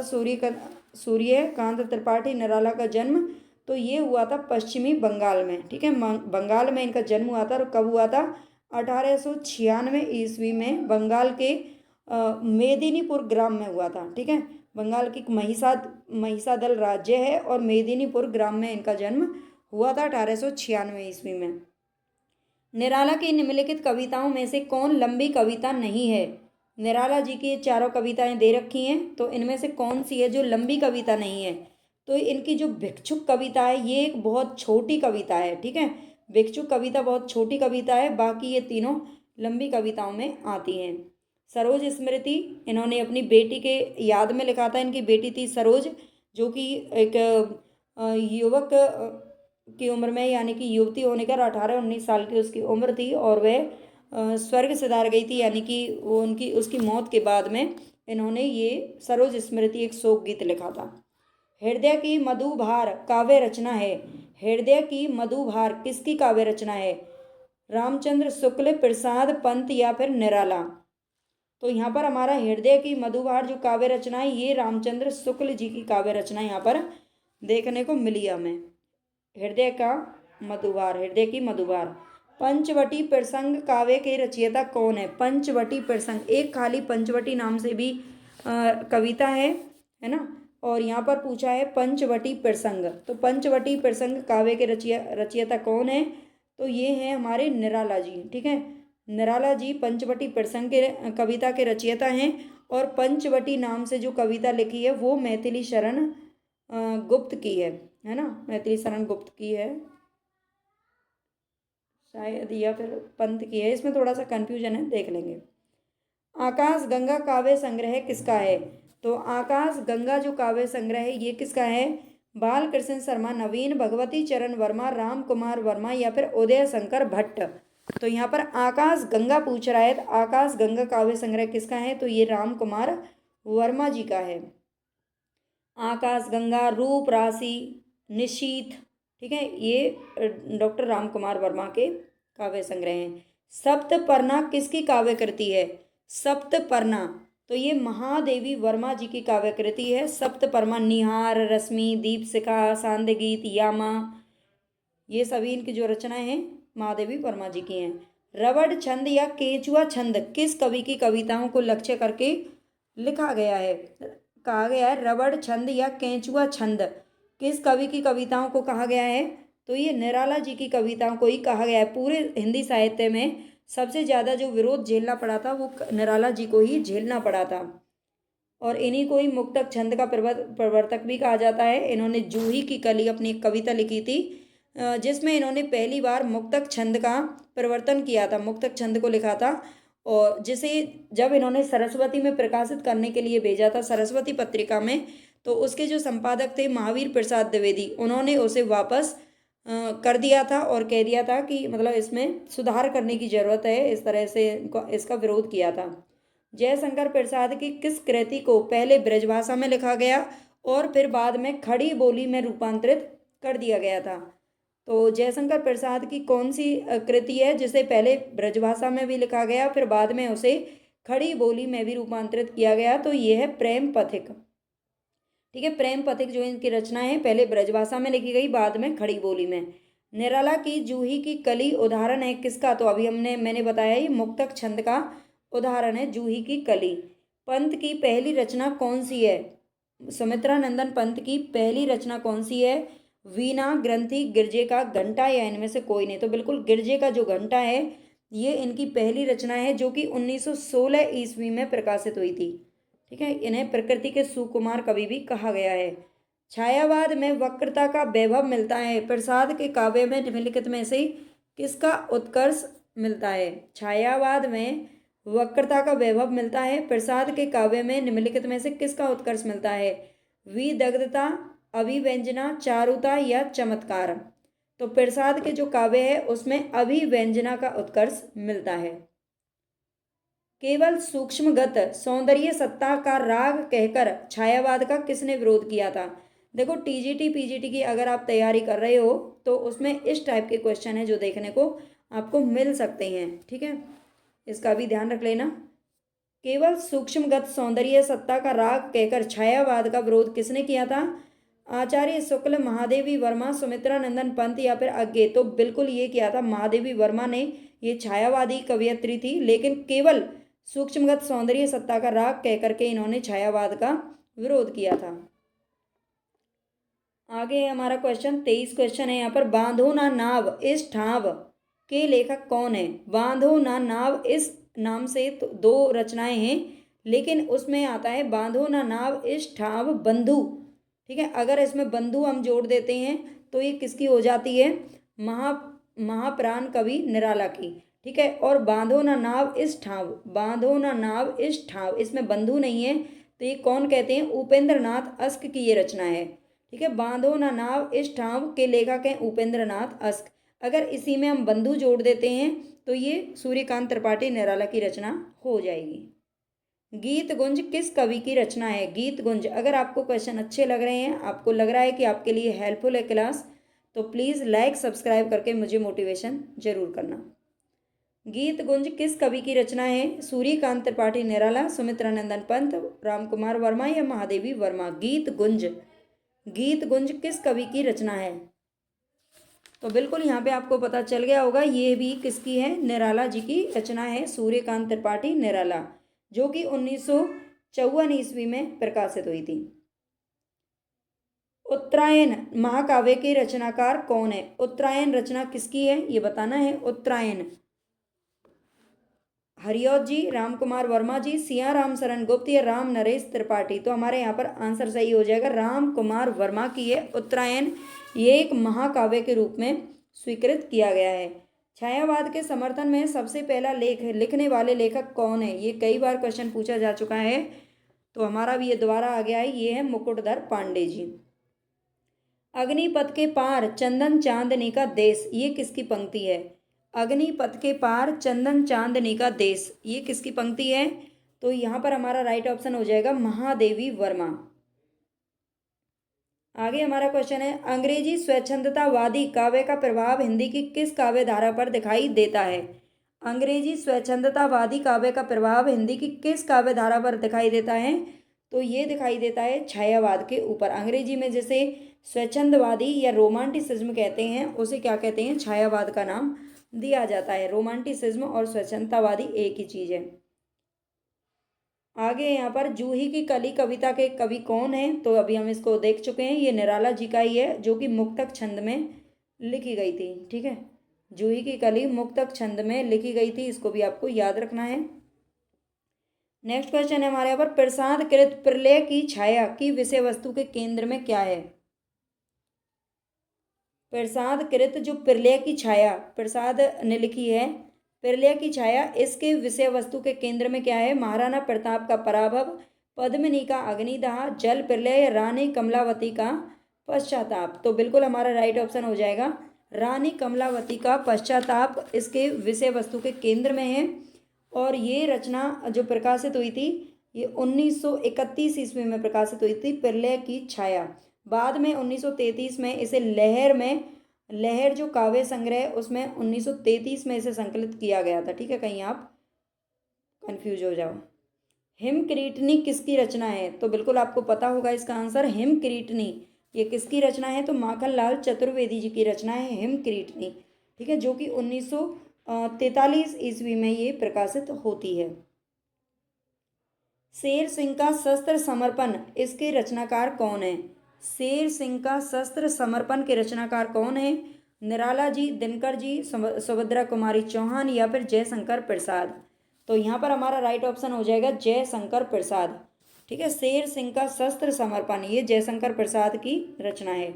निम्नलिखित में से कौन सी रचना है जो सुमित्रानंदन पंत की नहीं है?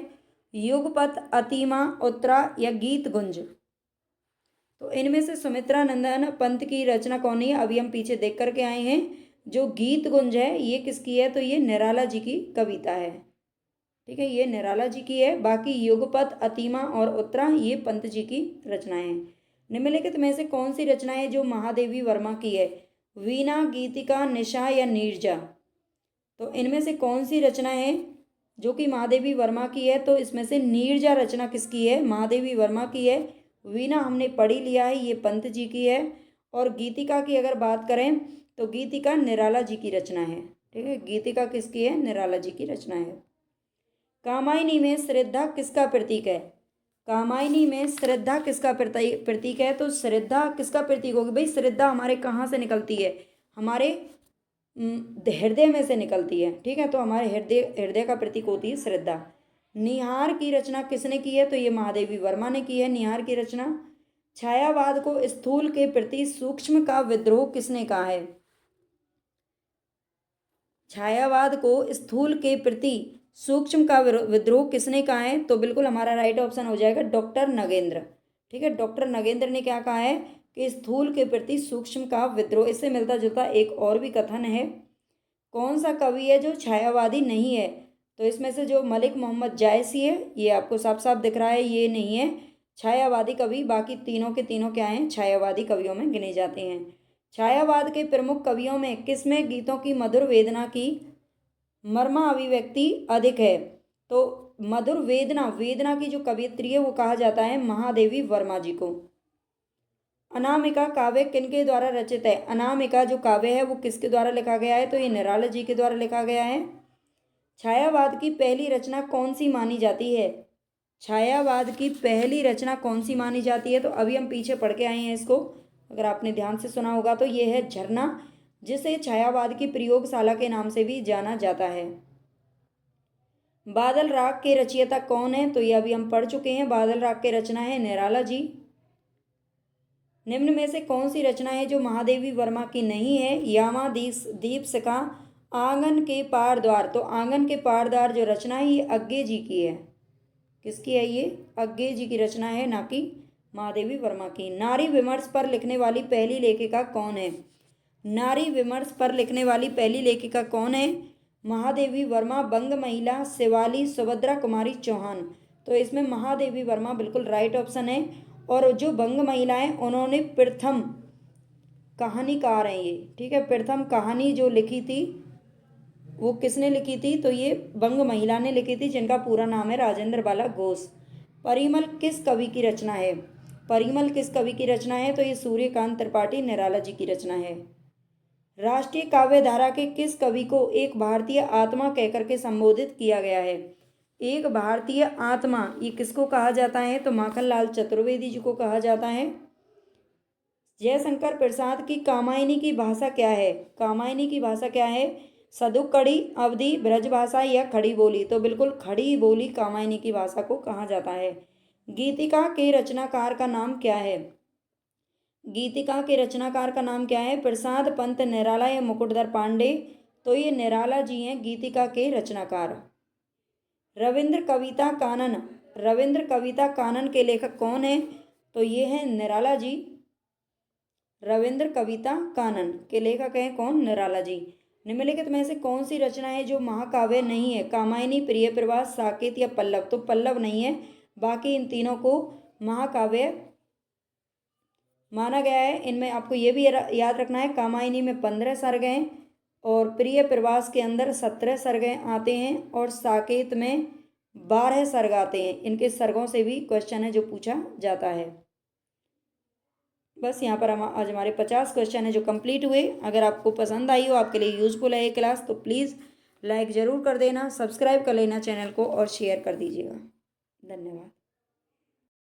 बाद का जो आधार है ये हमारा यहाँ पर राइट ऑप्शन द्वंद्वात्मक भौतिकवाद, ठीक है। द्वंद्वात्मक भौतिकवाद प्रगतिवाद का आधार है। प्रगतिवाद मार्क्सवादी विचारधारा का जो उदय हुआ था वो हिंदी साहित्य में प्रगतिवाद के रूप में हुआ था, ठीक है। इसको भी याद रखना है। नेक्स्ट क्वेश्चन है यहाँ पर, छायावाद और उत्तर छायावाद के बीच कुछ वैसा ही संबंध दिखता है जैसा मध्यकाल में भक्ति काव्य और रीति काव्य के बीच था। इन पंक्तियों के लेखक कौन है?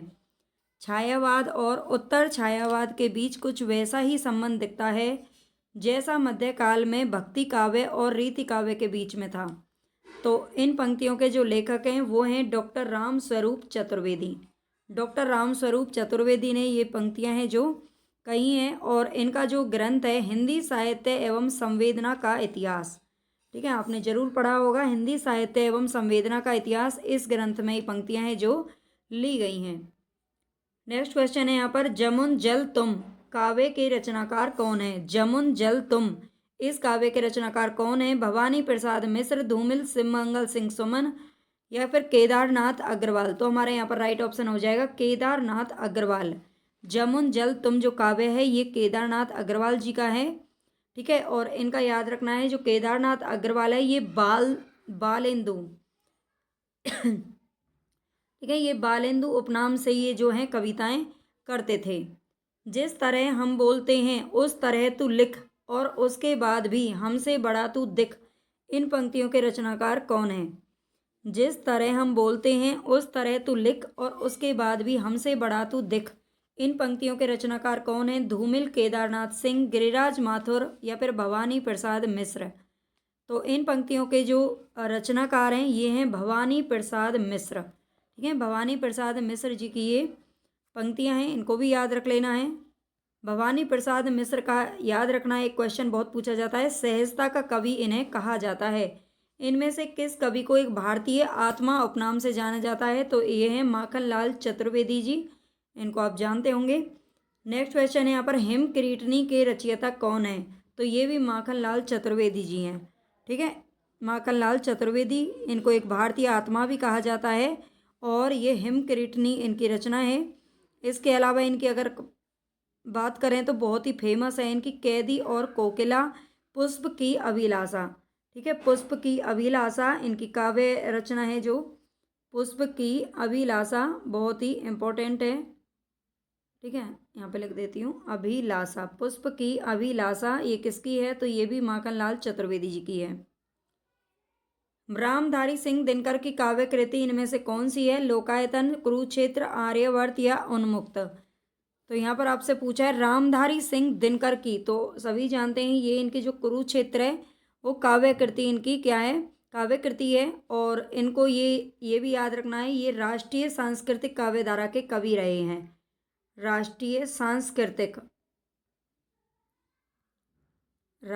सांस्कृतिक धारा के कवि थे ये, उससे जुड़े हुए थे। इन्हें 1972 ईस्वी में ज्ञानपीठ पुरस्कार भी मिला था, वो भी पूछा जाता है। हिंदी काव्य मानसलवाद के प्रवर्तक कौन माने जाते हैं?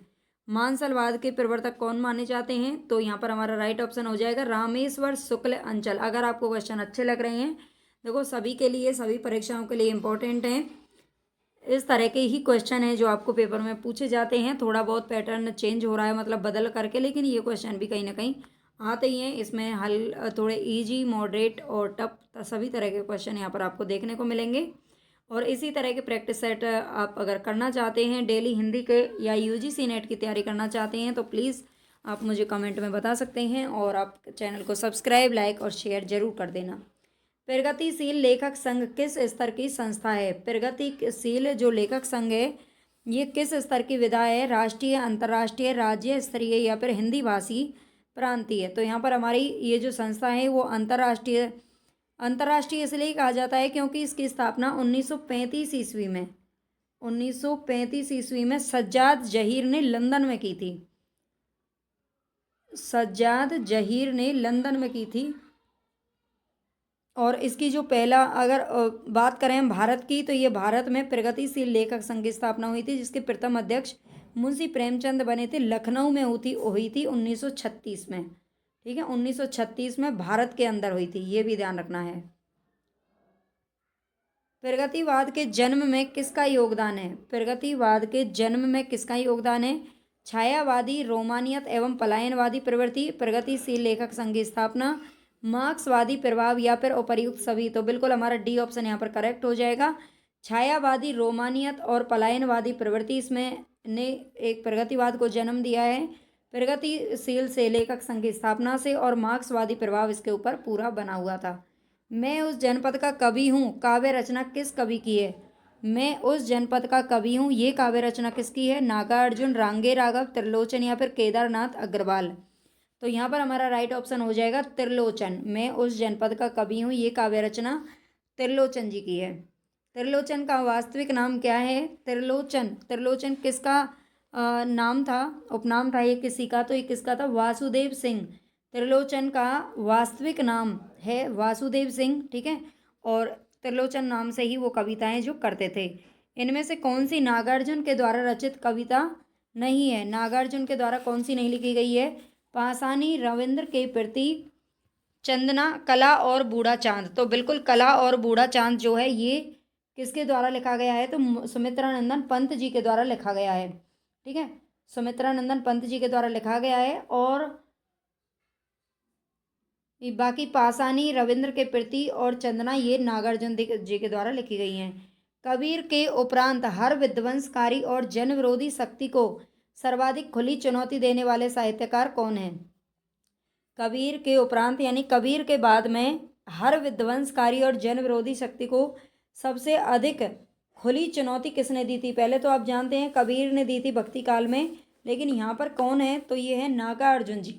ठीक है, नागार्जुन जी क्या करते हैं? बिल्कुल अपनी कविताओं में शोषक वर्ग के प्रति और बिल्कुल खुली जो है वो जो भी बोलते हैं एकदम खुल्लम खुल्ला बोलते हैं। द्वंद्वात्मक भौतिक विकासवाद किस काव्य धारा का आधार है? द्वंद्वात्मक भौतिक विकासवाद किस काव्य धारा का आधार है? नई कविता, प्रगतिवाद, समानांतर कविता या फिर इनमें से कोई नहीं? तो द्वंद्वात्मक भौतिक विकासवाद ये प्रगतिवाद का आधार है। प्रगतिवाद के अंतर्गत कौन सा विचार है जो अमान्य है, मान्य नहीं है? ऐसा कौन सा विचार है? यथार्थवाद, रूपवाद, पदार्थवाद, समाजवाद। तो रूपवाद, यहाँ पर ऐसी कविताएं नहीं हुई जो रूप सौंदर्य के ऊपर आधारित हों। निम्नलिखित में दिनकर की काव्य रचना नहीं है। दिनकर की काव्य रचना कौन सी नहीं है? हुंकार, कुरुक्षेत्र, उर्वशी या तिरधारा। तो इनमें से आप जानते हैं जो तिरधारा है ये किसकी है? तो ये सुभद्रा कुमारी चौहान की रचना है। ठीक है, तिरधारा को भी आपको याद रखना है, ये सुभद्रा कुमारी चौहान की रचना है, ना कि दिनकर जी की। आगे 17 क्वेश्चन है हमारा। अधैर्य का कवि किसे कहा जाता है?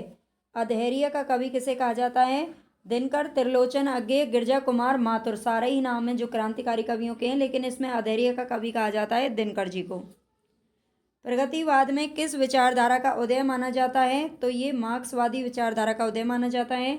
हिंदी साहित्य में प्रगतिवाद का उदय कब से माना जा सकता है? हिंदी साहित्य में प्रगतिवाद का जो उदय है, तो देखो प्रगतिशील जो लेखक संघ की स्थापना हुई थी 1936 ईस्वी में, तभी से ही प्रगतिवाद का उदय माना जाता है। लखनऊ में आयोजित प्रगतिशील लेखक संघ के प्रथम अधिवेशन की अध्यक्षता किसने की थी? लखनऊ में आयोजित प्रगतिशील लेखक संघ के प्रथम अधिवेशन की अध्यक्षता ये की थी मुंशी प्रेमचंद जी ने। प्रगतिवादी कवि कौन है? जयशंकर प्रसाद, मुक्तिबोध, केदारनाथ अग्रवाल या हरिवंश राय बच्चन। तो इनमें से प्रगतिवादी लेखक कौन है? तो ये है केदारनाथ अग्रवाल जी। प्रगतिवाद के प्रमुख कवि नहीं है। इनमें से प्रगतिवाद के प्रमुख कवि कौन नहीं है? नागार्जुन, दिनकर, अज्ञेय या मुक्तिबोध। तो इनमें से प्रगतिवाद के प्रमुख कवि कौन से नहीं है? तो यहाँ पर प्रमुख कवि की अगर बात करें तो अज्ञेय जी का नाम आता है, लेकिन ये मुख्यतः मैं यहाँ पे लिख देती है, मुख्यतः प्रयोगवादी और नई कविता के कवि माने जाते हैं। ठीक है, प्रयोगवादी और नई कविता के कवि माने जाते हैं, ना कि प्रगतिवाद के। ठीक है, इसके अलावा नागार्जुन, रामधारी सिंह दिनकर और मुक्तिबोध ये प्रगतिवाद के प्रमुख कवि हैं। पुष्प की अभिलाषा नामक प्रसिद्ध कविता किसने लिखी है? तो अभी मैंने आपको बताया था माखनलाल चतुर्वेदी जी की प्रसिद्ध कविता है। मौर्य विजय किसकी रचना है? मौर्य विजय ये किसकी रचना है? मौर्य विजय मैथिली शरण गुप्त, सियाराम शरण गुप्त, श्याम नारायण पांडे या इनमें से कोई नहीं? तो मौर्य विजय जो रचना है ये है सियाराम शरण गुप्त की। ठीक है, सियाराम शरण गुप्त की ये रचना है। इसके अलावा अगर हम बात करें तो इनकी गोद और नारी ये भी इनकी इम्पोर्टेंट रचना है जो पूछी जाती है। एक बापू नाम से है इनकी, और एक आद्रा नाम से भी है ना, और एक विषाद नाम से है, एक है गोपिका। ठीक है, ये इनकी जो रचना है वो सियाराम शरण जो गुप्त जी की प्रसिद्ध रचनाएं हैं। प्रगतिशील लेखक संघ की स्थापना कब की गई थी? तो 1936 में की गई थी, लखनऊ के अंदर। ठीक है, तो बस यहाँ पर आज हमारे 25 क्वेश्चन हैं। आई होप आपको पसंद आए होंगे, आपके लिए यूजफुल रहेंगे ऐसा मुझे पता है। और अगर आपको पसंद आए हो तो लाइक, सब्सक्राइब और शेयर करना बिल्कुल मत भूलना।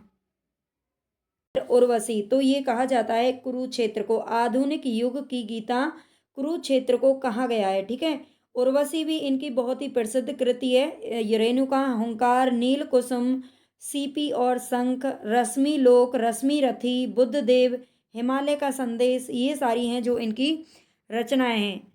हल्दी घाटी वीर रस प्रधान प्रबंध काव्य कौन सा है? हल्दी घाटी वीर रस प्रधान ये प्रबंध काव्य है। तो ये किसका है? श्याम नारायण पांडे जी का। ठीक है, श्याम नारायण पांडे का है ये ध्यान रखना है इनकी। इसके अलावा अगर हम बात करें तो जय हनुमान इनकी और भी रचनाएं हैं। जय हनुमान बहुत ही प्रसिद्ध हैं। इसके अलावा तुमुल तुमुल रिमझिम, तुमुल और रिमझिम, ठीक है। ये भी इनकी है जो रचना है जो आपको याद रखनी है। जय हनुमान, तुमुल, रिमझिम, हल्दी घाटी, ये वीर रस प्रधान है हल्दी घाटी, इसको याद रखना है। रामधारी सिंह दिनकर को किस कृति पर ज्ञानपीठ पुरस्कार प्राप्त हुआ था? तो रामधारी सिंह दिनकर को ज्ञानपीठ पुरस्कार मिला है और ये किस कृति पर दिया गया था? उर्वशी, कुरुक्षेत्र, सामधेनी या फिर हुंकार? तो बिल्कुल उर्वशी पर दिया गया था, ठीक है। उर्वशी पर इनको ज्ञानपीठ पुरस्कार है जो मिला था। युग धारा के रचयिता कौन है? युग धारा के रचयिता कौन है? किसकी काव्य रचना है? सुमित्रानंदन पंत, महादेवी वर्मा, नागार्जुन, केदारनाथ अग्रवाल। तो ये नागार्जुन की रचना है, ठीक है। युग धारा के रचना, इसकी जो प्रकाशन वर्ष को अगर देखें तो 1953 में प्रकाशित हुई थी और ये नागार्जुन जो कि प्रगतिवाद के कवि हैं। इसके अलावा सतरंगी पंखों वाली, प्यासी पतराई आंखें, तुमने कहा था, खिचड़ी विप्लव देखा हमने, हजार हजार बाहों वाली, पुरानी जूतियों का कोरस, भस्मांकुर, तालाब की मछलियां, ये सभी नागार्जुन जी की कविता हैं। बालकृष्ण शर्मा नवीन का सर्वप्रथम प्रकाशित काव्य संग्रह, देखो सबसे मेन होता है कि जो क्वेश्चन आप पढ़ रहे हो उनको याद करना और बार बार रिवीजन, चाहे मैं ओरली जिनको बोल रही हूँ उन पर भी थोड़ा सा ध्यान देना। बार बार जब आप रिवीजन करोगे तभी आपको पेपर में कोई चीज़ याद रह पाएगी, ठीक है। अगर आपको क्लास पसंद आए तो प्लीज़ लाइक ज़रूर कर देना, सभी सब्सक्राइब कर लेना चैनल को अगर नए हैं तो, और शेयर जरूर कर देना अपने दोस्तों के साथ में। बालकृष्ण शर्मा नवीन का सर्वप्रथम प्रकाशित काव्य संग्रह कौन सा है? क्वासी, रश्मि रेखा, उर्मिला या कुमकुम? बालकृष्ण शर्मा नवीन का सर्वप्रथम, सबसे पहले कौन सा काव्य संग्रह इनका आया था?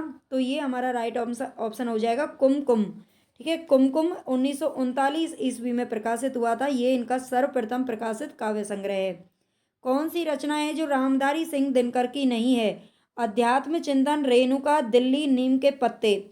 नीम के पत्ते दिनकर जी की रचना है, दिल्ली भी इन्होंने लिखा था, रेणुका इनकी है, लेकिन जो अध्यात्म चिंतन है वो रामधारी सिंह दिनकर की रचना नहीं है, ठीक है।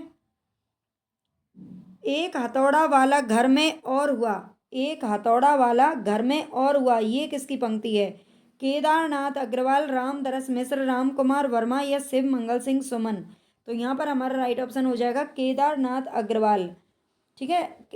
एक हथौड़ा वाला घर में और हुआ, ये रचना किसकी है? केदारनाथ अग्रवाल की है। इसके अलावा इनकी आज नदी बिल्कुल उदास थी, ठीक है, नींद के बादल, आज नदी बिल्कुल उदास थी, ये इनकी क्या है? पंक्तियां हैं, ठीक है। ये पंक्तियां हैं, केदारनाथ अग्रवाल की पंक्तियां हैं।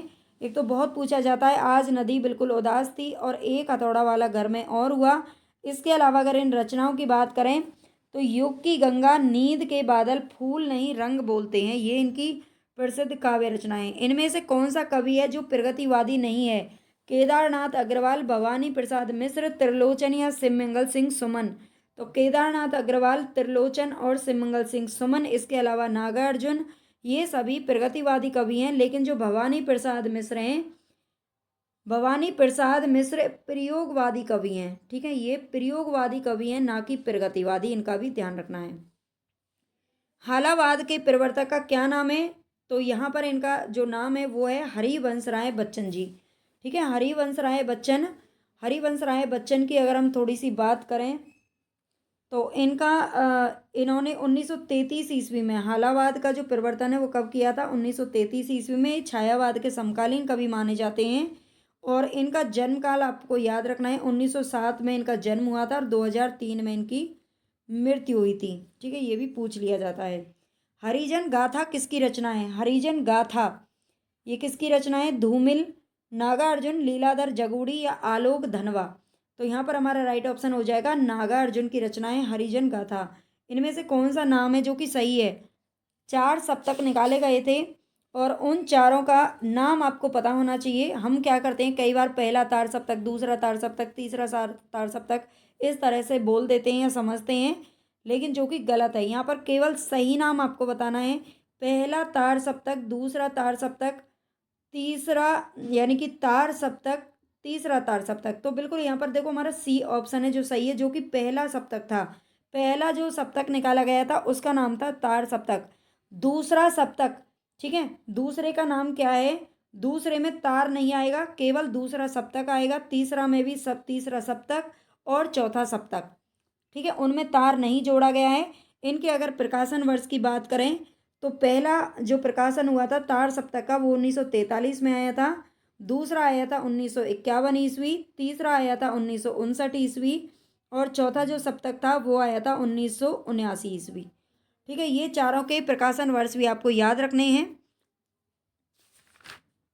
आगे चलते हैं, इनमें से कौन सा नाम है जो कि सही है, ये तो हम पढ़ चुके हैं। दिनकर की किस कृति का कथा नायक कर्ण है? दिनकर की किस कृति, ये दिनकर की चारों जो रचनाएं हैं वो रामधारी सिंह दिनकर जी की हैं। तो इनमें से किस का नायक है जो कि कर्ण है? कर्ण यानी कि जो महाभारत में कर्ण था, आपने देखा होगा। तो ये रश्मि रथी में से है। ठीक है, रश्मि रथी 1952 ईस्वी में प्रकाशित हुई थी और ये इसका जो नायक है वो कर्ण है। रश्मि रथी का ही अर्थ कर्ण यहाँ पर बताया गया है। प्रगतिशील लेखक संघ की स्थापना लंदन में किसके प्रियतम से हुई थी?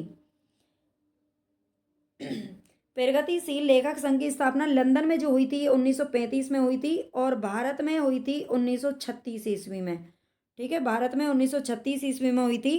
तो ये पूछ रहा है किसके प्रियतम से हुई थी लंदन में, तो यहाँ पर हमारा राइट ऑप्शन हो जाएगा सी, यानी कि मुल्क राज आनंद व सज्जाद जहीर। ठीक है, मुल्क राज आनंद और सज्जाद जहीर के जो है प्रियतम से प्रगतिशील लेखक संघ की स्थापना हुई थी और ये कहाँ पर हुई थी? लंदन के अंदर हुई थी। प्रगतिवादी काव्य सृष्टि है, प्रगतिवादी काव्य सृष्टि मतलब काव्य की जो सृष्टि है वो किस प्रकार की है? दार्शनिक है, वर्ग चेतना प्रधान है, व्यक्तिक यथार्थ है या यथा स्थितिवादी है? तो प्रगतिवादी जो काव्य सृष्टि है वो है वर्ग चेतना प्रधान। ठीक है, वर्ग चेतना प्रधान यानी कि शोषक वर्ग और शोषण वाला वर्ग है ना, और शोषित वर्ग, उन सबको एक पूरे वर्ग को इसमें दर्शाया गया था। इनमें से कौन सी रचना है जो केदारनाथ अग्रवाल की नहीं है? युग की गंगा, नींद के बादल, आग का झरना, युग धारा। तो केदारनाथ अग्रवाल की रचना कौन सी नहीं है? तो ये युग धारा है जो इनकी रचना नहीं है, बल्कि इस की अगर बात करें तो युग धारा नागार्जुन जी की रचना है। ठीक है, युग धारा नागार्जुन की है, बाकी इसके अलावा ये तीनों जो रचनाएं हैं वो केदारनाथ अग्रवाल की है। अपराजिता के लेखक कौन है? अपराजिता, तो ए ऑप्शन हमारा यहाँ पर है नरेंद्र शर्मा, अंचल दिनकर या फिर माखनलाल चतुर्वेदी। अपराजिता के लेखक हैं यहाँ पर रामेश्वर शुक्ल अंचल। ठीक है, इनका पूरा नाम है रामेश्वर शुक्ल अंचल। इन्होंने लिखी थी अपराजिता। इसमें नारी के प्रेम और सौंदर्य की उदात्त कल्पना इसमें की गई थी। इसके अलावा इनकी रचनाओं की बात करें तो मधुलिका इन्होंने लिखी थी, किरण बेला लिखी थी, करील लिखी थी और लाल चूनर। ठीक है, ये इनके काव्य संग्रह जो कि प्रसिद्ध है। रश्मि लोक के रचयिता कौन है? रश्मि रथी रामधारी सिंह दिनकर की रचना है और यहाँ पर पूछ रहा है रश्मि लोक, तो ये किसकी रचना है? माखनलाल चतुर्वेदी, नागार्जुन, रामधारी सिंह दिनकर या हरिवंश राय बच्चन। तो यहाँ पर आप जरूर गलत कर देंगे, सोचेंगे कि रश्मि रथी इनकी रचना है, तो ये रश्मि लोक भी इन्हीं की रचना है। रामधारी सिंह दिनकर की ही रचना है रश्मि लोक, जो कि 1974 ईस्वी में प्रकाशित हुई थी। फूल नहीं रंग बोलते हैं, इसके रचनाकार कौन है? केदारनाथ अग्रवाल। ठीक है, इसको हम देख चुके हैं। निशा निमंत्रण के रचनाकार कौन है? निशा निमंत्रण के रचनाकार कौन है? पंत, बच्चन, नवीन या फिर वीरेंद्र मिश्र। तो हमारा राइट ऑप्शन हो जाएगा निशा को निमंत्रण किसने दिया था? तो बच्चन साहब ने दिया था, हरिवंश राय बच्चन ने। ठीक है, हिंदी साहित्य में मार्क्सवादी चेतना की अभिव्यक्ति जिस काव्य धारा में देखने को मिलती है उस धारा को कहते हैं प्रगतिवाद। ठीक है, मार्क्सवाद पर आधारित है ये। हिंदी में मतलब कहा जाता है कि अंग्रेजी में जिसे मार्क्सवाद या रोमांटिसिज्म स्वच्छंदतावाद कहा गया, हिंदी साहित्य में उसे प्रगतिवाद के नाम से जाना गया था। मधुशाला का प्रकाशन वर्ष, मधुशाला सबसे पहले तो ये पता होना चाहिए किसकी है, तो ये हरिवंश राय बच्चन जी की काव्य रचना है, हरिवंश राय बच्चन की। और इसका प्रकाशन वर्ष बताना है तो ये है 1935 ईस्वी। ठीक है, 1935 में आई थी इनकी मधुशाला और इसके अलावा इन्होंने 1936 ईस्वी में लिखी थी मधुबाला। ठीक है, मधुबाला आई थी 1936 ईस्वी में और 1937 में आई थी मधु कलश। ठीक है, ये तीनों इनके ही ग्रंथ हैं हरिवंश राय बच्चन जी के। मधुशाला 1935, मधुबाला 1936, फिर मधु कलश 1937 ईस्वी। शोषक वर्ग के प्रति घृणा का भाव किस युग की कविता की मुख्य प्रवृत्ति रही है? शोषक वर्ग के प्रति घृणा का भाव किस युग की कविता की प्रवृत्ति रही है? तो ये रही है प्रगतिवादी। ठीक है, प्रगतिवाद जो कविता है उसकी ये मुख्य प्रवृत्ति थी। शोषक वर्ग को यहाँ पर मेन जो है मोहरा बनाया गया था। निम्नलिखित में से आग और राग का कवि किसे कहा जाता है? आग और राग का कवि किसे कहते हैं? तो ये कहते हैं रामधारी सिंह दिनकर जी को। रामधारी सिंह दिनकर जी को आग और राग का कवि कहा जाता है। और इनकी मुख्य रचनाएं तो आपको पता ही है, रेणुका, हुंकार, रसवंती, कुरुक्षेत्र, उर्वशी, हारे के हरिनाम, परशुराम की प्रतीक्षा, रश्मि रति, रश्मि लोक, सामदेनी, ठीक है, द्वंद्व गीत, ये सभी इनकी हैं जो रचनाएं हैं। कुरुक्षेत्र का मुख्य प्रतिपाद्य क्या है? कुरुक्षेत्र जो रचना है वो किसकी है? तो कुरुक्षेत्र 1946 ईस्वी में प्रकाशित हुई थी। इसका समय है 1946। ये भी रामधारी सिंह दिनकर की। इसका मुख्य विषय क्या है? युद्ध देश विरोधी प्रवृत्ति है। युद्ध देश विरोधी प्रवृत्ति है। संसार में शांति, समता, न्याय की प्रतिष्ठा के लिए युद्ध आवश्यक नहीं है, इसमें नहीं दे रखा है। युद्ध सदैव मनुष्य विरोधी होता है। जब तक संसार में सद्भावना, शांति, समता और न्याय की प्रतिष्ठा नहीं होती तब तक युद्ध अनिवार्य है। तो बिल्कुल डी ऑप्शन हमारे यहाँ पर करेक्ट है। ठीक है, ये हमारा सही है। इसमें कुरुक्षेत्र का जो मुख्य विषय है वो यही है कि जब तक संसार में सद्भावना, शांति, समता और न्याय नहीं होता तब तक युद्ध होना जरूरी है। ठीक है, और इसकी जो प्रकाशन वर्ष है वो 1946 है, इसको भी आपको याद रखना है। अगर आपको क्वेश्चन अच्छे लग रहे हैं तो प्लीज़ एक लाइक ज़रूर कर देना, कमेंट करके बता देना, थोड़ा फीडबैक दे दिया करो ताकि अच्छा लगे, अंदर से मोटिवेशन मिले काम करने का, है ना। मैं सोचती तो बहुत कुछ हूँ लेकिन क्या है कि बच्चे सपोर्ट नहीं करते, इसलिए हाथ खींच लेती हूँ। तो प्लीज़ थोड़ा सा ज़्यादा आपको सपोर्ट करना है अपना। रामधारी सिंह दिनकर के अनुसार कुरुक्षेत्र में किसका अवलंबन लेकर उन्होंने महत्वपूर्ण प्रश्न को कृति में उपस्थित किया है? रामधारी सिंह दिनकर के अनुसार जो कुरुक्षेत्र है उसमें किसका अवलंबन लेकर उन्होंने महत्वपूर्ण प्रश्न को कृति में उपस्थित किया है? देश की जनता का, अर्जुन और द्रौपदी का, राधा और कृष्ण का, या भीष्म और युधिष्ठिर का? तो यहाँ पर भीष्म और जो युधिष्ठिर हैं उनको कुरुक्षेत्र में उनका अवलंबन लेकर के बातें जो उसमें की गई हैं, जो भी प्रश्न उत्तर हैं। निम्नलिखित पंक्तियां किसने लिखी हैं? कुरुक्षेत्र ना तो दर्शन है और ना किसी जानी के प्रौढ़ मस्तिष्क का चमत्कार, यह तो अंततः एक साधारण मनुष्य का शंकाकुल हृदय ही है जो मस्तिष्क के स्तर पर चढ़कर बोल रहा है। ये किसका कथन है? ये पंक्तियां बहुत ही इंपॉर्टेंट हैं, आपको याद रखनी है। इस तरह के क्वेश्चन देख करके आप भागे नहीं, क्योंकि बदलता हुआ पैटर्न है, क्वेश्चन थोड़े से डीप पूछे जाने लगे हैं। तो क्वेश्चन इस तरह के भी हैं जो कि 2-4 पूछे जाते हैं। तो ये जो पंक्तियां हैं वो किसकी हैं? यहाँ पर हमारा राइट ऑप्शन हो जाएगा रामधारी सिंह दिनकर। ठीक है, रामधारी सिंह दिनकर कुरुक्षेत्र के रचनाकार हैं और उन्होंने ये जो बात है वो बोली है। आत्मा का संग्राम आत्मा से और देह का संग्राम देह से जीता जाता है। आत्मा का संग्राम आत्मा से जीता जाता है, देह का संग्राम देह से। रामधारी सिंह दिनकर का यह कथन किस कृति के संदर्भ में कहा गया है? तो ये कुरुक्षेत्र के संदर्भ में ही कहा गया है। ठीक है, जिसका प्रकाशन वर्ष है 1946। दोबारा बता देती हूँ। प्रगतिवाद का दार्शनिक आधार क्या है? प्रगतिवाद का जो दार्शनिक आधार है वो क्या है? साम्यवाद, प्रयोगवाद, पूंजीवाद या अस्तित्ववाद? तो यहाँ पर मार्क्सवाद तो दे नहीं रखा है और मार्क्सवाद नहीं है, तो यहाँ पर हमारा जो साम्यवाद है वो राइट ऑप्शन हो जाएगा। फूल नहीं रंग बोलते हैं किसका काव्य संग्रह? दोबारा आ गया है, तो ये केदारनाथ अग्रवाल जी का है। ठीक है, केदारनाथ अग्रवाल का है। नेक्स्ट क्वेश्चन है, सबको मुक्त प्रकाश चाहिए, सबको मुक्त समीकरण, बाधा रहित विकास, मुक्त आशंकाओं से जीवन, ये पंक्तियां किस कृति से ली गई हैं?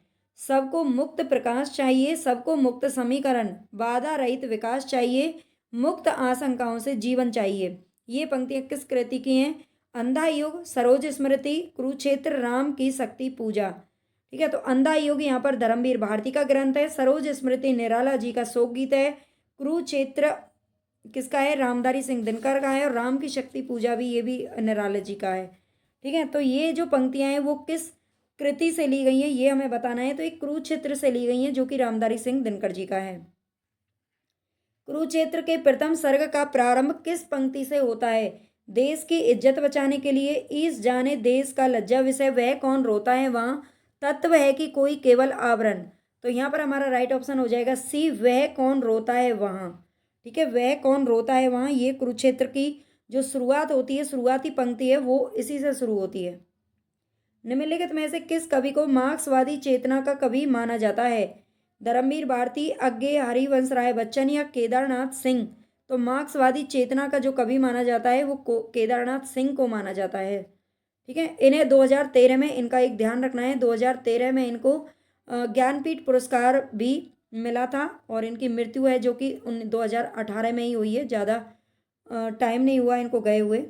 निम्नलिखित विकल्पों में से किसका संबंध रामधारी सिंह दिनकर से है, रामधारी सिंह दिनकर से किसका संबंध है, कामाध्यात्म की समस्या, पौराणिक प्रसंग में भारत चीन युद्ध का युगीन संदर्भ, युद्ध दर्शन और सुधारवाद।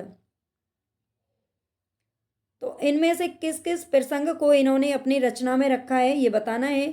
तो देखो, रामधारी सिंह दिनकर का संबंध है कामाध्यात्म की समस्या, ये उर्वशी का विषय है ये। ठीक है, ये उर्वशी का विषय है, कामाध्यात्म की समस्या। पौराणिक प्रसंग में भारत चीन युद्ध का युगीन संदर्भ, ये इनकी परशुराम की प्रतीक्षा, सॉरी, परशुराम की प्रतीक्षा जो रचना है उसमें भारत चीन युद्ध का संदर्भ दिखाया गया है। और युद्ध दर्शन तो आप जानते ही हैं, युद्ध दर्शन इनका कई रचनाओं में आता है, जैसे कि कुरुक्षेत्र। ठीक है, कुरुक्षेत्र, इसके बाद है हुंकार। ठीक है, यहाँ पे लिख देती हूँ, हुंकार और रश्मि रथी, हुंकार और रश्मि रथी। रश्मि रथी, ये जो तीनों का रचना है, काव्य रचना, ये युद्ध दर्शन पर आधारित है। हुंकार, कुरुक्षेत्र और रश्मि रथी भारत चीन युद्ध का युगीन संदर्भ परशुराम की प्रतीक्षा में दिखाया गया है। कामाध्यात्म की समस्या उर्वशी में है। ठीक है, तो ए, बी और सी तीनों ऑप्शन सही हो जाएंगे, लेकिन जो सुधारवाद है उसका संबंध रामधारी सिंह दिनकर से नहीं है। ए, बी और सी तीनों हमारे यहाँ पर सही हो जाएंगे, बी विकल्प सही है। नेक्स्ट क्वेश्चन है यहाँ पर, युग की गंगा, ये किसकी रचना है, युग की गंगा, युग की गंगा, युग धारा, इस तरह की कई रचनाएं आती हैं, है ना, ये आपको याद रखनी है। तो ये किसकी रचना है, युग की गंगा, केदारनाथ सिंह, केदारनाथ अग्रवाल, केदारनाथ मिश्र प्रभात, रामेश्वर शुक्ल। केदारनाथ नाम से कई लोग यहाँ पर आ गए हैं, तो हमें सही इंसान को पहचानना है, वो है केदारनाथ अग्रवाल। ठीक है, केदारनाथ से तो युग की गंगा निकलती है, लेकिन अग्रवाल, है ना, अग्रवाल नाम आपको याद रखना है। केदारनाथ अग्रवाल किस काव्यधारा के कवि हैं, केदारनाथ अग्रवाल किस काव्यधारा के कवि हैं ये बताना है। छायावाद, प्रयोगवाद, प्रगतिवाद, आधुनिकतावाद, तो ये प्रगतिवाद के कवि हैं। निम्नलिखित में से कौन विशुद्ध राष्ट्रीय भावधारा का कवि नहीं है, राष्ट्रीय भावधारा का कवि कौन सा नहीं है, सोहनलाल द्विवेदी, माखनलाल चतुर्वेदी, नागार्जुन या दिनकर। तो यहाँ पर हमारा राइट ऑप्शन हो जाएगा नागार्जुन, क्योंकि ये प्रगतिवाद के कवि हैं। ठीक है, ये किसके हैं, प्रगतिवाद के कवि हैं, नागार्जुन। प्रस्तुत पंक्तियां किस कवि से, किस कृति से ली गई हैं, इस व्यक्तिक भोगवाद से फूटी विष की धारा, तड़प रहा है जिसमें पढ़कर मानव समाज यह सारा।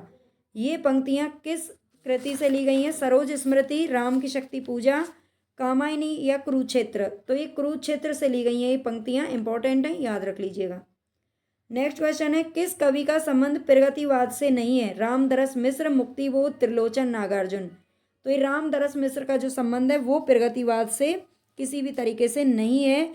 और अगर मुक्तिबोध की बात करें तो ये जो मुक्तिबोध है ये प्रगतिवाद, ठीक है, ये प्रगतिवाद कविता और नई कविता के बीच का सेतु माने जाते हैं। ठीक है, इनके दोनों के बीच में क्या है, ये संबंध है इनका। तो मुक्तिबोध का भी आप याद रख लीजिएगा, और रामदरस मिश्र का संबंध प्रगतिवाद से नहीं है। बाकी त्रिलोचन, नागार्जुन, सिमंगल सिंह सुमन और केदारनाथ अग्रवाल, ये सभी मुख्य कवि हैं प्रगतिवाद के। तो यहाँ पर हमारे 38 क्वेश्चन हैं। आई होप आपको अच्छे लगे होंगे, अगर अच्छे लगे तो लाइक ज़रूर कर देना, आपके लिए यूज़फुल है ये मुझे पता है ना, अच्छे लगे नहीं लगे वो आपको पता है। तो चैनल को सब्सक्राइब कर लेना और भाई शेयर कर देना ज़्यादा से ज़्यादा। का प्रकाशन किया था, ठीक है, 4 सप्तकों का, जिसमें 7 कवि होते थे। और चारों सप्तक की अगर हम बात करें तो यहाँ पर ये नाम इनके बहुत ज़रूरी हैं याद रखने आपके। ठीक है, जो पहला सप्तक है उसका नाम है तार सप्तक। ठीक है, तार सप्तक। और इसके अलावा जो 3 सप्तक हैं उसका नाम है दूसरा सप्तक, तीसरा सप्तक और चौथा सप्तक। ठीक है, इनको याद रखना है आपको। और इसकी समय की बात करें तो ये इसका जो पहला जो आया था ये 1943 में आया था। ठीक है, पहला जो सप्तक था तार सप्तक ये 1943 में प्रकाशित हुआ था। प्रयोगवाद के प्रवर्तक का क्या नाम है? प्रयोगवाद को अगर हम पढ़ रहे हैं तो इनके प्रवर्तक का पता होना चाहिए। तो इनका नाम है अग्गे जी। इन्होंने अग्गे ने जो सप्तक निकाला था उसी से ही इसका प्रवर्तन माना जाता है। 1943 से ही प्रयोगवाद की शुरुआत मानी जाती है। शमशेर बहादुर सिंह द्वारा लिखित दोआब किस विधा की कृति है? जो दोआब लिखी है, दोआब रचना किसकी है? तो ये शमशेर बहादुर सिंह की है। लेकिन ये किस विधा की रचना है? क्या कहानी है, समीक्षा है, उपन्यास है या काव्य है? तो बिल्कुल ये काव्य विधा है, ये आपको याद रखना है। इनकी अगर अन्य कृतियों की बात करें तो कुछ कविताएं, कुछ और कविताएं, मतलब दोनों अलग अलग हैं। चुका भी नहीं हूँ मैं, टूटी हुई बिखरी हुई, काल तुमसे होड़ है मेरी तलाश, इस तरह की जो रचनाएं इन्होंने लिखी हैं। मछली घर नामक काव्य संग्रह के संपादक कौन है? मछली घर नामक काव्य संग्रह के संस्थापक कौन है? संपादक कौन है? दूधनाथ सिंह, विजयदेव नारायण शाही, लक्ष्मीकांत वर्मा, धर्मवीर भारती। तो यहाँ पर हमारा राइट ऑप्शन हो जाएगा बी, विजयदेव नारायण शाही। ये मछली घर जो काव्य संग्रह है उसके संपादक हैं। इनके द्वारा अन्य रचित जो काव्य संग्रह है वो है साखी संवाद तुमसे। ठीक है, साखी संवाद तुमसे, ये इनका अन्य काव्य संग्रह है। तार सप्तक काव्य संग्रह का प्रकाशन कब हुआ था? तो अभी हम बता चुके हैं इसको। तार सप्तक पहले सप्तक को बोला जाता है, ये 1943 में हुआ था। अगर दूसरे सप्तक की बात देखो, इनका क्रम में यहाँ पर लिख देती हूँ। पहला आया था 1943, दूसरा सप्तक प्रकाशित हुआ था 1951, और तीसरा सप्तक प्रकाशित हुआ था 1959, और चौथा हुआ था 1979। ठीक है, ये 4 सप्तक का क्रम से आपको याद रख लेना है। गजानन माधव मुक्तिबोध की रचना चांद का मुंह टेढ़ा है में कौन सी कविता संकलित नहीं है? चांद का मुंह टेढ़ा है में कौन सी कविता संकलित नहीं है? जन्मदिन की धूप में, एक स्वप्न कथा, भूल गली, ब्रह्म राक्षस। तो बिल्कुल यहाँ पर जो एक ए आंसर है जन्मदिन की धूप में, ये मुक्तिबोध की रचना चांद का मुंह टेढ़ा है में संकलित नहीं है। बाकी इसके अलावा ये तीनों संकलित हैं। आगे चलते हैं, इनमें से कौन सा रचनाकार है जो तार सप्तक में सम्मिलित नहीं है? तार सप्तक यानी कि जो प्रथम सप्तक में नहीं था वो कौन है? तो रामविलास शर्मा इसके अंतर्गत आते हैं, मुक्तिबोध आते हैं और प्रभाकर माचवे भी आते हैं। लेकिन जो केदारनाथ सिंह है, ठीक है, जो केदारनाथ सिंह है ये तार सप्तक में संकलित नहीं है। इसके अलावा फिर ये किसमें है? तो ये तीसरा सप्तक, ठीक है, तीसरा सप्तक में शामिल है, ये ध्यान रखना है। केदारनाथ सिंह जो 4 सप्तक है ना, 2 सप्तक तो आपको बिल्कुल अच्छे से रट लेने हैं। मैं एक शॉर्ट्स बना करके डाल दूंगी, वैसे मैंने डाले भी थे पहले तार सप्तक के कवि, तो उसको भी आप देख सकते हैं अगर मिल जाए तो, नहीं तो दोबारा डाल देंगे इसको। ठीक है, तार सप्तक के कवियों का याद होना बहुत ही जरूरी है। प्रयोगवाद में यहीं से ही क्वेश्चन बनता है और कहीं से नहीं बनता है। तार सप्तक में सम्मिलित नहीं है तो तीसरा सप्तक का है केदारनाथ सिंह। बाकी ये तीनों किसमें है? तार सप्तक में शामिल है। इनमें से कौन तार सप्तक में शामिल नहीं है? अग्गे, शमशेर, मुक्तिबोध, नेमीचंद्र, जैन। तो अग्गे तार सप्तक में शामिल है, नेमीचंद्र जैन भी है, मुक्तिबोध भी है, लेकिन जो शमशेर बहादुर सिंह है ये दूसरा सप्तक में शामिल है। ठीक है, अगर आपको ये पता होगा कि ये किसी और में शामिल है तब आप ये आंसर है जो कर पाओगे। ठीक है, तो ये दूसरा सप्तक में शामिल है शमशेर बहादुर सिंह, जो कि 1951 ईस्वी में प्रकाशित हुआ था। इसका भी याद रख लेना है। खालिस्तान यहाँ पर दे रखा है। ने प्रयोगवाद को सर्वाधिक प्रभावित किया। किसने प्रयोगवाद को सर्वाधिक प्रभावित किया है? मार्क्सवाद, अस्तित्ववाद, प्रगतिवाद या छायावाद। तो यहाँ पर हमारा राइट ऑप्शन हो जाएगा अस्तित्ववाद। ठीक है, मार्क्सवाद जो विशेषता है वो प्रगतिवाद की है। प्रगतिवाद का जो आधार है वो मार्क्सवाद है, और प्रयोगवाद को प्रभावित किया है अस्तित्ववाद ने। मुक्तिबोध की किस पुस्तक को प्रतिबंधित किया गया था? मुक्तिबोध की कौन सी पुस्तक थी जिसे प्रतिबंधित किया गया था? तो उन्हीं पुस्तकों को प्रतिबंधित किया गया था जैसे कि मैथिली शरण गुप्त की भारत भारती, मुंशी प्रेमचंद जी का सोजे वतन, है ना, ये वो थी जिनमें देशभक्ति के लिए कुछ लिखा गया था, जिसमें देश के युवाओं को जगाने के लिए उसमें कुछ अच्छी अच्छी बातें लिखी, जो देशभक्ति वाली पुस्तकें थी। तो देशभक्ति वाली जो पुस्तक है यहाँ पर कौन सी है, भारत इतिहास और संस्कृति। ठीक है, भारत इतिहास और संस्कृति, इस पुस्तक को क्या कर दिया गया था, प्रतिबंधित कर दिया गया था। ठीक है, ये ध्यान रख लेना है। और किसके द्वारा किया गया था, तो ये मध्य प्रदेश शासन के द्वारा। ठीक है, मध्य प्रदेश शासन द्वारा इसे प्रतिबंधित किया गया था। भद्रता और नैतिकता के विरुद्ध इसको बताया गया था।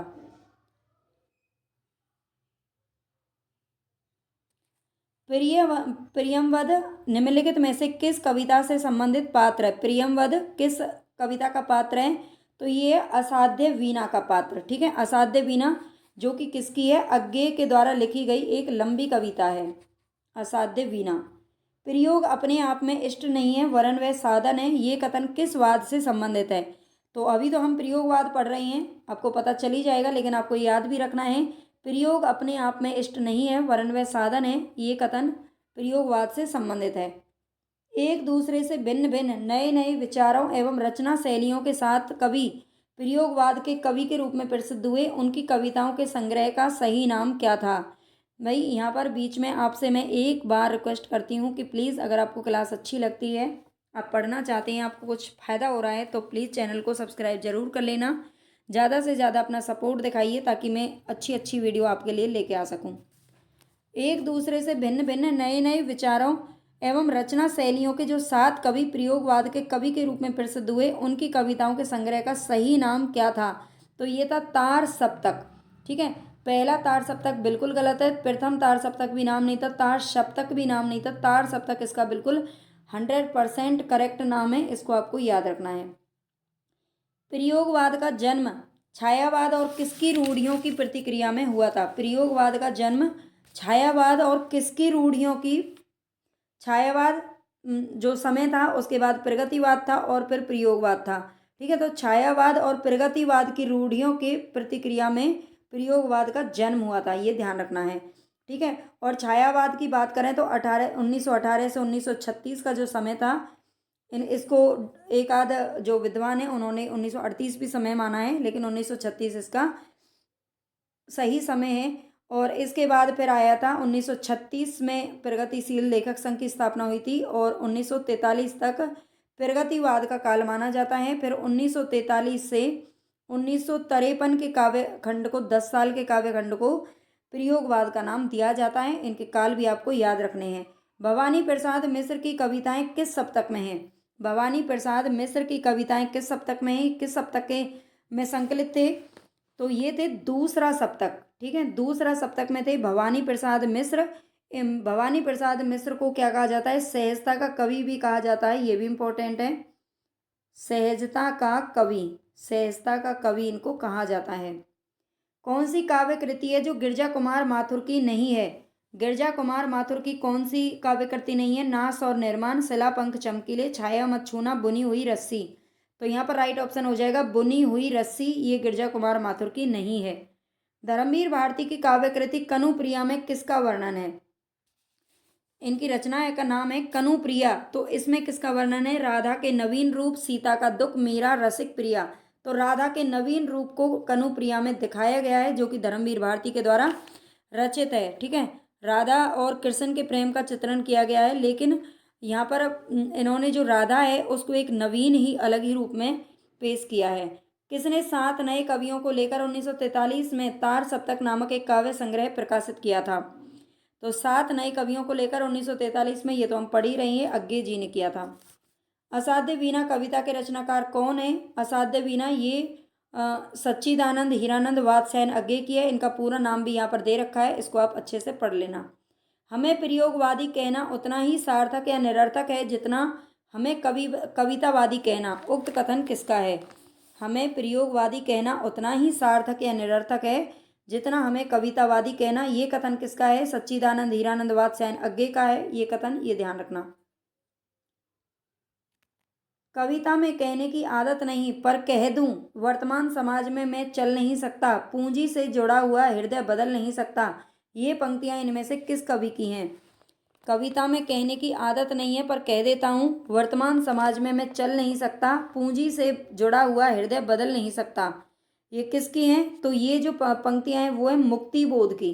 ठीक है, गजानन माधव मुक्तिबोध की ये कविताएं हैं और इनकी और भी जो पंक्तियां हैं बहुत ही पूछी जाती हैं।